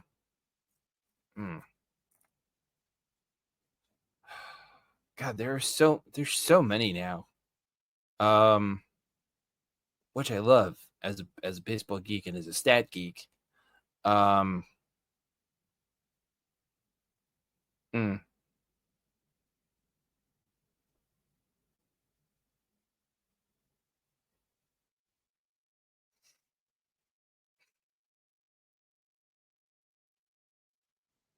I don't know. This might be a bit stat geeky, but I'll go with the defensive side of the ball. I've always been a big fan of fielding percentage. Yeah, it's a good one. I mean, fielding percentage, if you think about it, is basically the defensive equivalent of, I think, fielding percentage is the defensive equivalent of batting average or on base percentage, maybe. Yeah. I mean, if you want to know how good a player is, at flashes in the leather, just look at their fielding percentage. Well, their fielding percentage and their errors, maybe, and maybe their putouts, but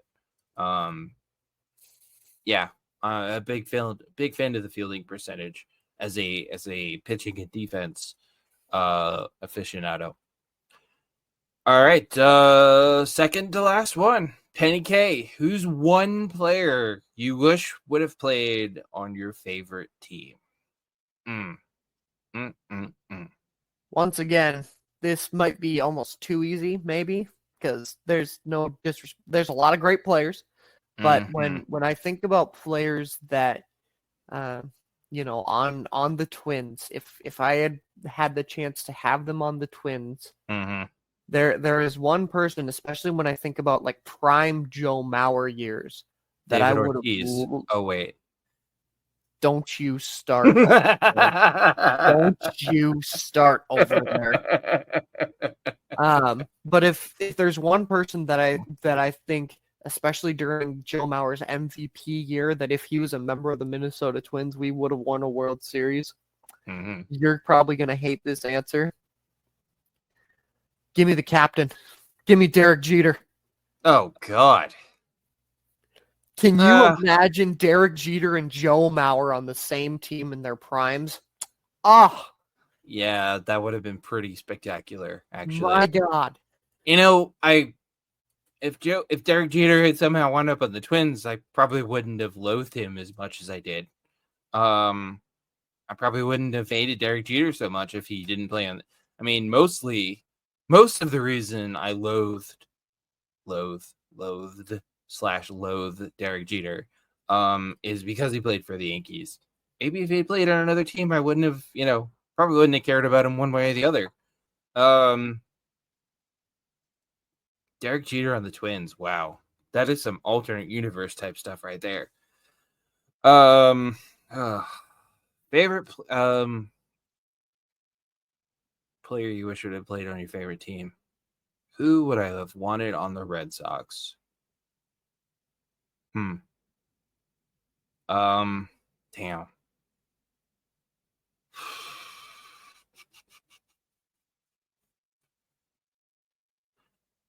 I do. One name does come to mind who I remember every so often would crop up in trade rumors with the Red Sox. And I'm going way, I think this one, well, maybe not. I keep saying it, but I think this one's going way out of left field. This player, his name would pop up every so often in Red Sox trade rumors. Sadly, it never happened. Um, oh, you know what though? Oh man. Um, hmm, hang on. I've gotta look something up real quick. Little real time research here, ladies and gentlemen. Um,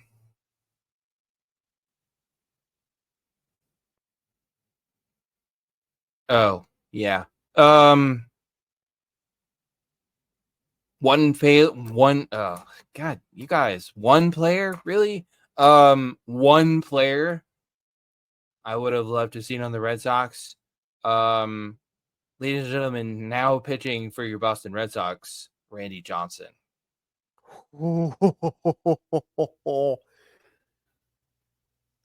Imagine for a moment, if you will, ladies and The big gentlemen. unit and Big Poppy.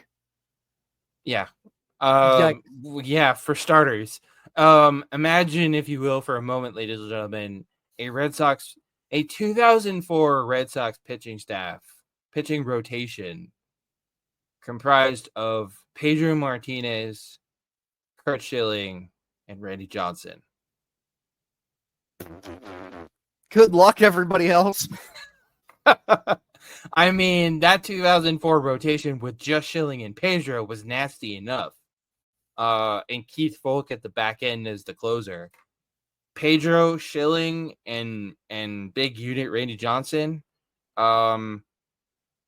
combined with the offense, with the lineup and the defense that 2004 team had, Carson, I would venture that team would have broken Seattle's win record.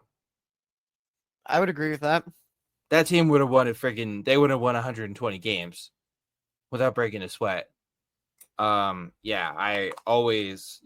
Johnson would have been, yeah. Randy Johnson on the Red Sox. Again, there are just so many. I mean, obviously Ken Griffey Jr. But um, yeah, Randy Johnson specifically on the 2004 Red Sox. Whew. Um, yeah, that would have been something. All right. Well, here we are, ladies and gentlemen. Last but not least, and I think we saved the best for last, not to disrespect any of the other messages we've read.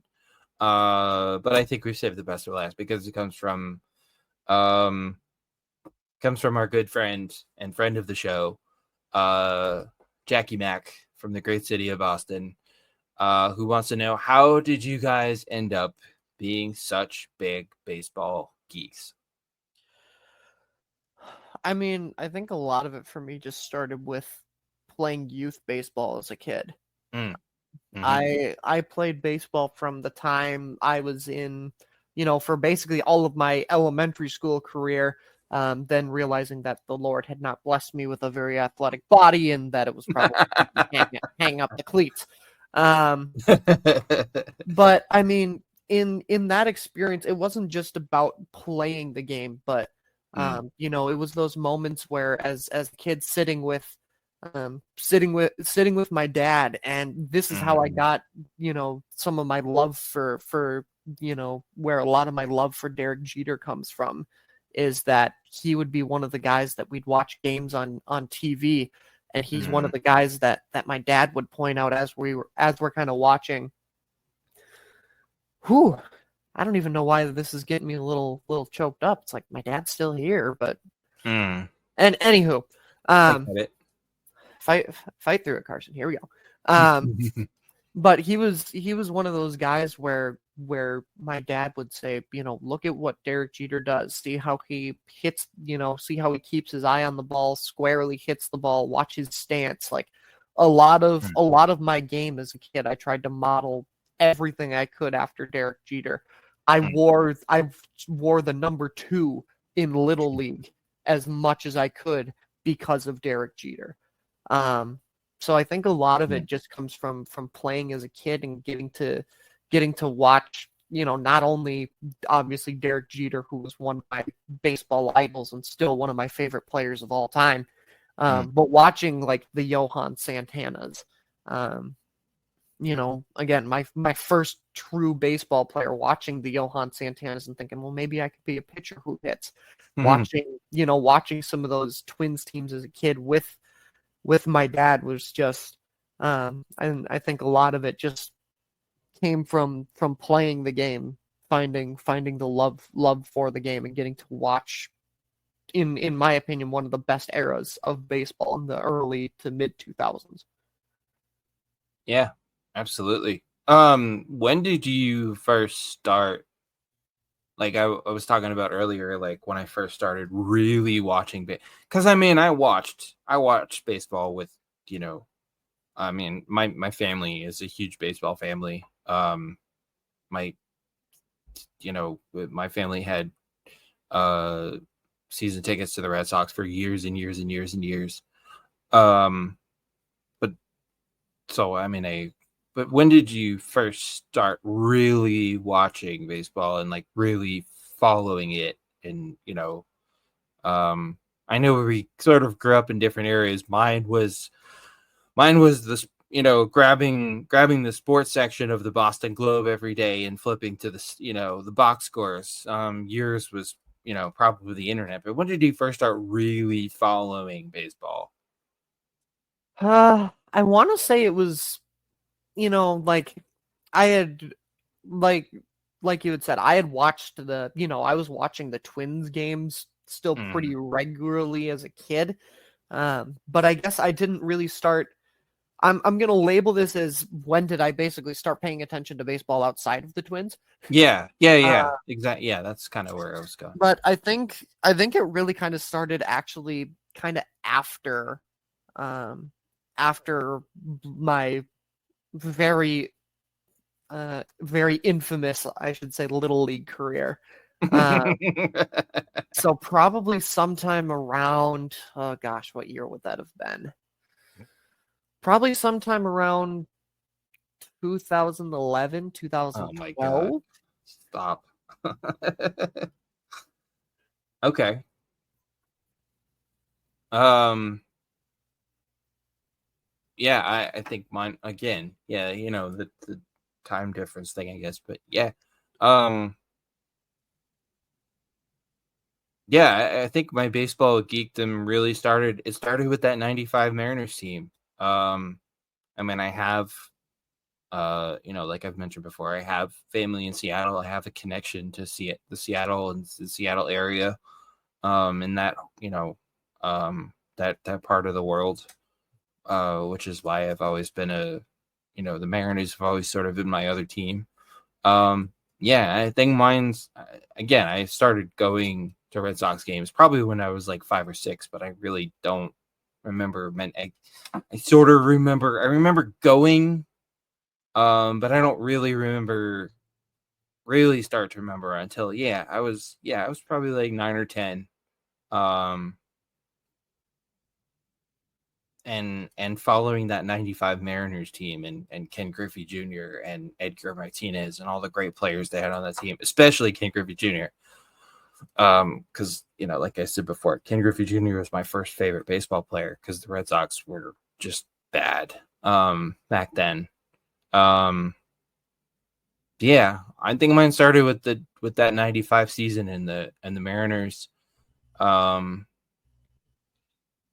then I just started, like I said, I would, we got the Boston Globe delivered every day, and I would grab it and tear it open and throw the rest of it aside because I didn't care about anything but the sports page, the sports section.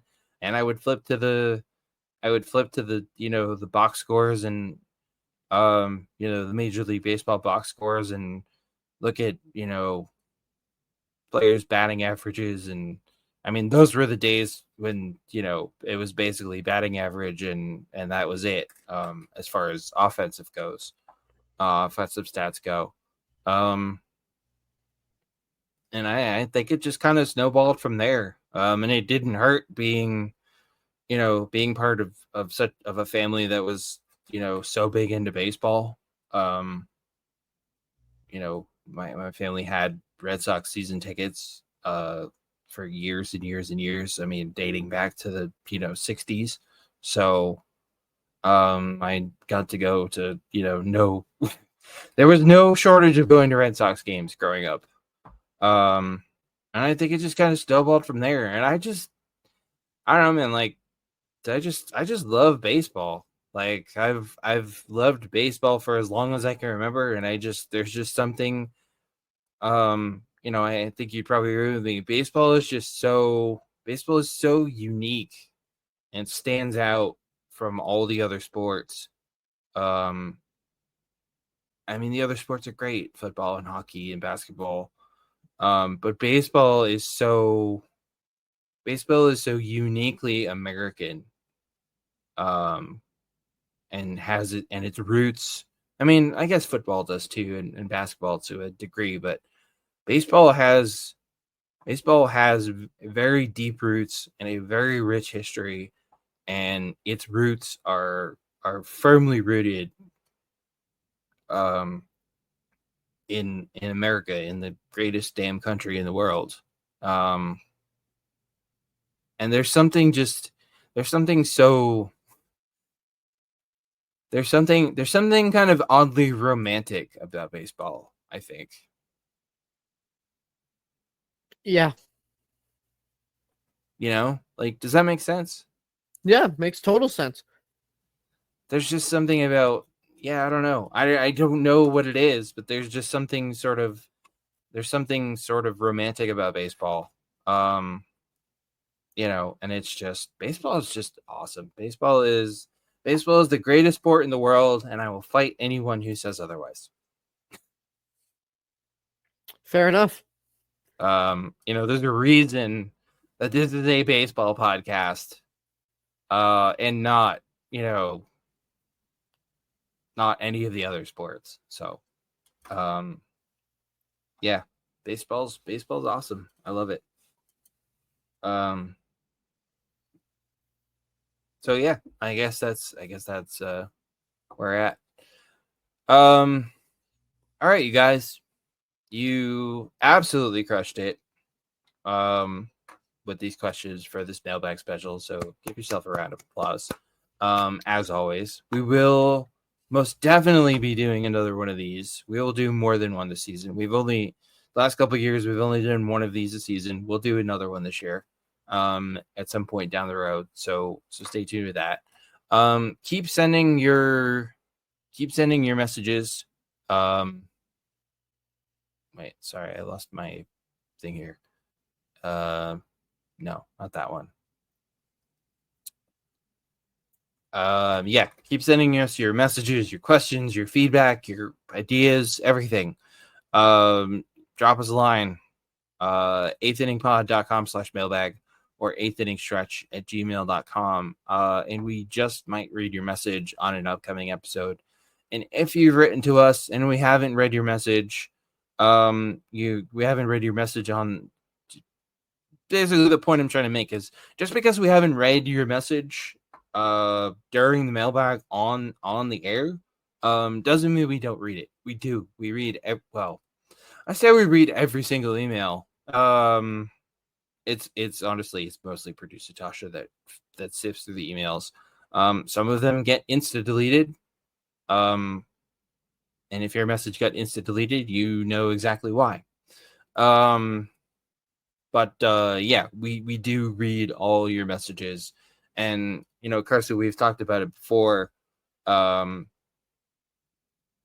the show is the way it is, mostly because of stuff that our fans have written into us. Yeah, absolutely. I mean, just the very DNA of the show. Um, the poll question, the mailbag itself was an idea that you guys had. Buy or sell, the must watch games. I mean, pretty much all of it. So keep it up. And the book of baseball. Yeah, I mean, the book of baseball was something. The baseball documentary thing was something I've wanted to do for a very long time. But it was you guys who were like, yeah, do it. So yeah, so keep it up. No buy or sell this time out. Because we've spent this whole thing on the mailbag. No mailbag because the whole episode has been a mailbag. Real quick, some must watch games. There are a few good series coming up this week. So starting on Monday, we've got the Phillies in Cincinnati to take on the Reds, which I think is going to be so much fun. The Phillies are both of these teams are just really fun teams to watch. The Phillies for obvious reasons, and Cincinnati Ellie De La Cruz alone is worth the price of admission for the Reds. Also starting on Monday, we've got the Blue Jays in Kansas City to take on the Royals.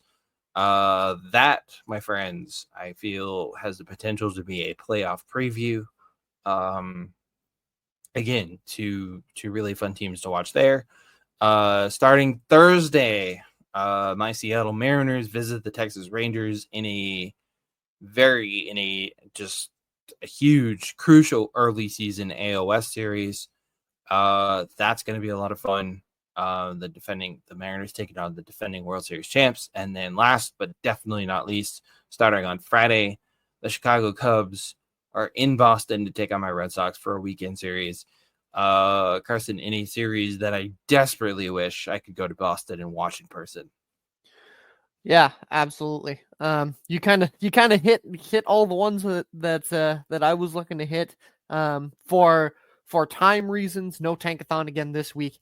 But hoping that next week things will have shaken up enough to where we'll have a tankathon, but just for time constraints, as well as there's not really a whole lot of tankathons going on right now. No tankathon this week. No, not yeah. There really haven't been yet. I think it's still too early for the tankathon. All right, sort of quick-ish. One last thing, or one last things, I guess.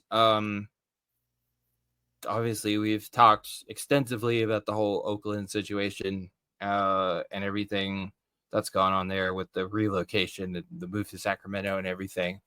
And then this past week the news broke, and I'm pretty sure it's a done deal, that the Arizona Coyotes have been sold and are moving to Salt Lake City. And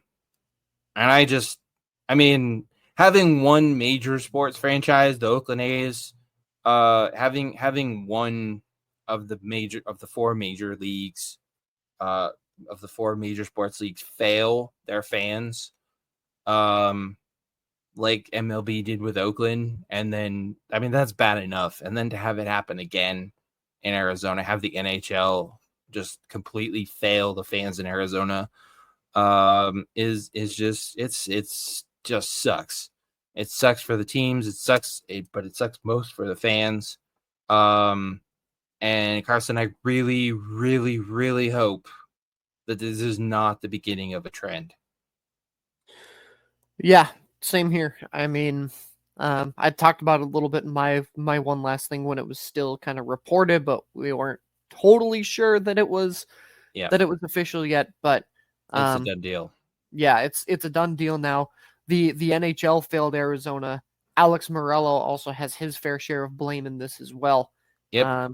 Couldn't figure out a plan that to keep the Coyotes and in kind of turned about face and campaigned when he took over the team that he was for the people and the Mm-hmm. people's owner and blah blah blah, wanted to keep hockey in Yeah. Arizona, and then sells it, and now though has 5 years to build an arena, and if within those 5 years he can do that, Arizona hockey will be back. So I'm hoping he's a man of his word. I'm hoping he's able to do that. But yeah, just got a chance to watch a little bit of that last game at Mullet Arena. Very emotional, as expected. The kind of big group picture of all the players and the hockey operations and everything. Seeing the fans in the arena starting to cry kind of got me tearing up a little bit, because uh, while I wasn't here, I wasn't even really a thought when the North Stars moved down to Oh, Dallas. to Dallas. Yeah. Um, my parents have told me all about that saga, and I've seen all the reports and everything, and it's never fun to see a fan base have a franchise that they care so deeply for, and that in the case of both the Coyotes and the Athletics, they have supported through hell and back, get ripped away from them. Yeah. So Oakland fans and Arizona fans are able to commiserate. I do actually. I remember very well when the North Stars left Minnesota, and moved to Dallas. But lucky for you and your fellow Minnesotans, you guys got another team. Yeah, we did, and I'm hoping that someday Arizona will get another team too, and my hope isn't lost yet that Oakland will see a baseball team again, because they deserve some kind of team. Yes, they do.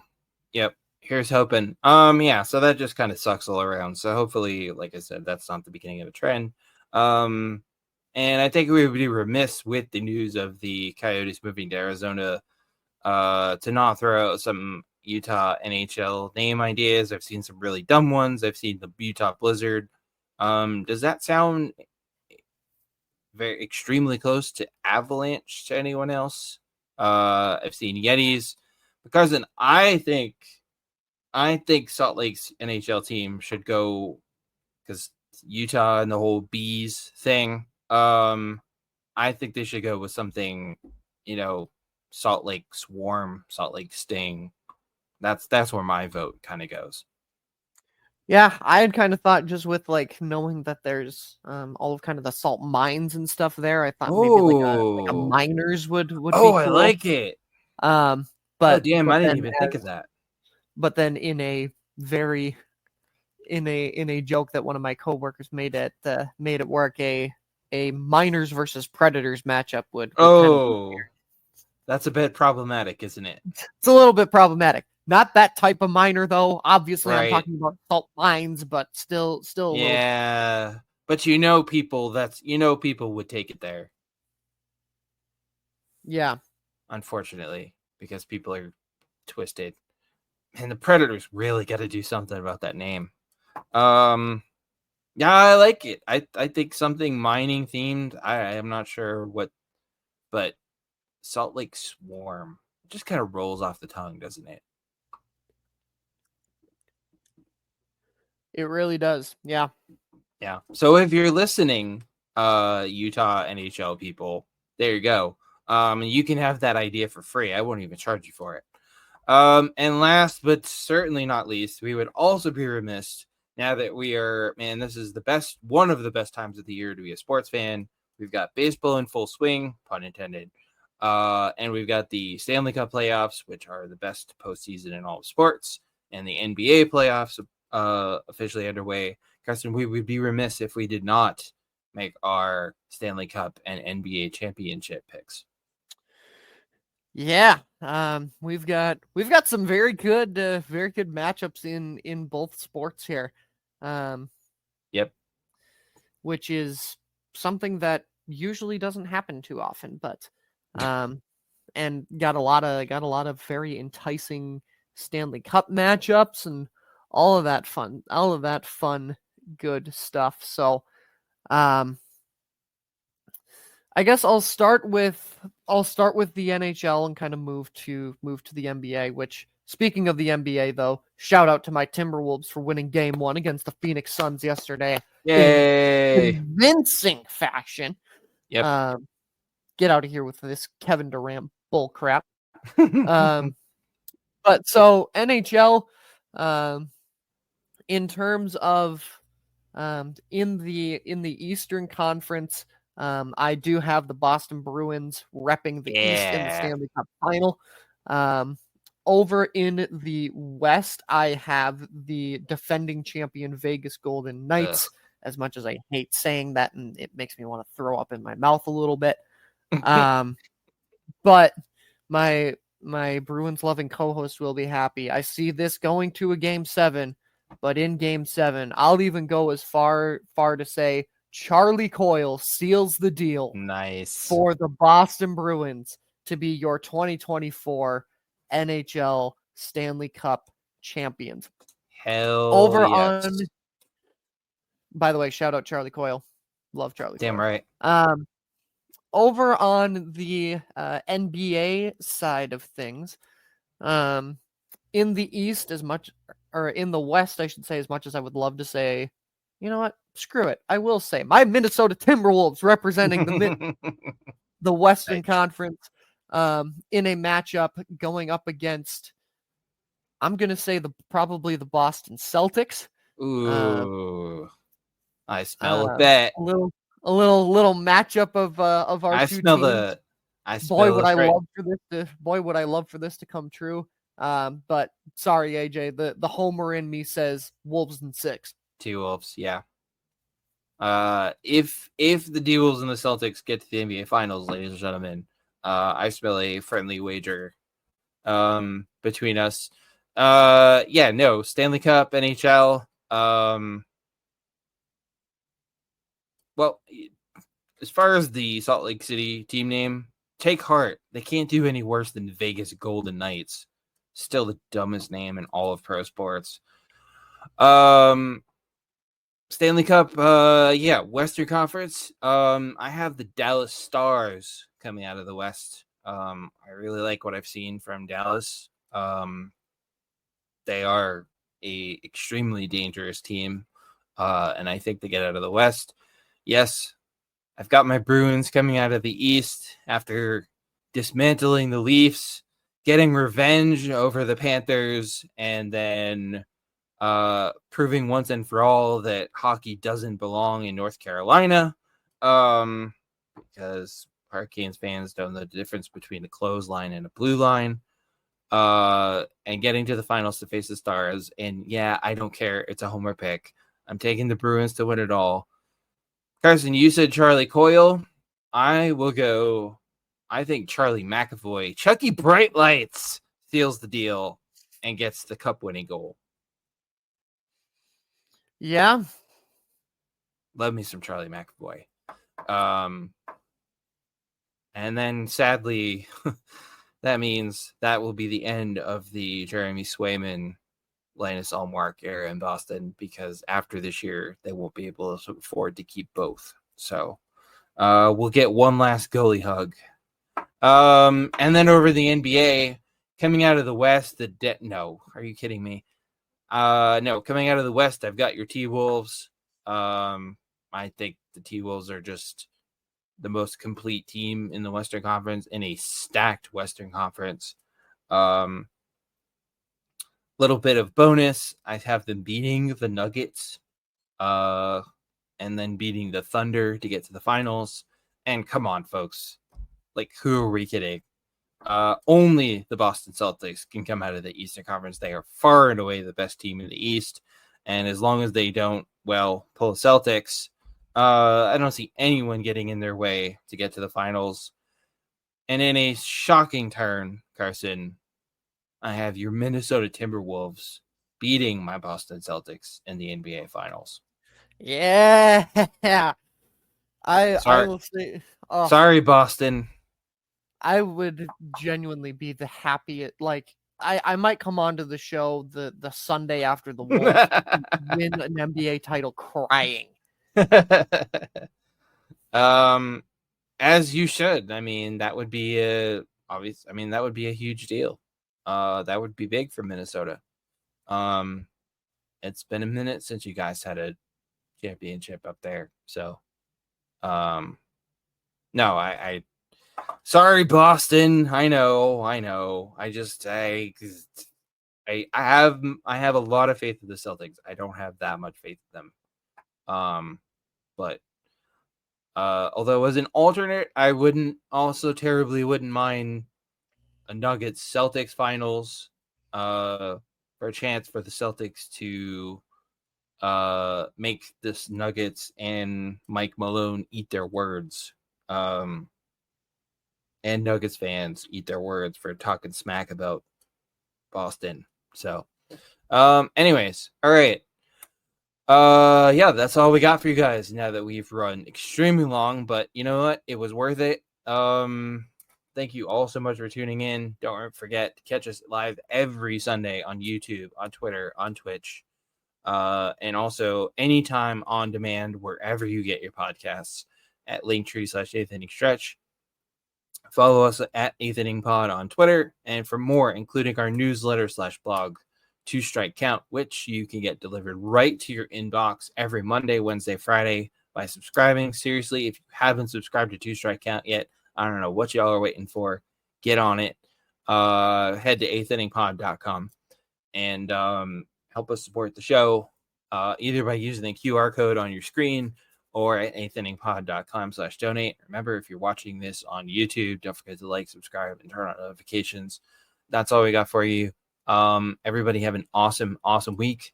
Have fun watching some baseball. Have fun watching some Stanley Cup, some NBA. And as always, remember to take care of yourselves and just take care of each other.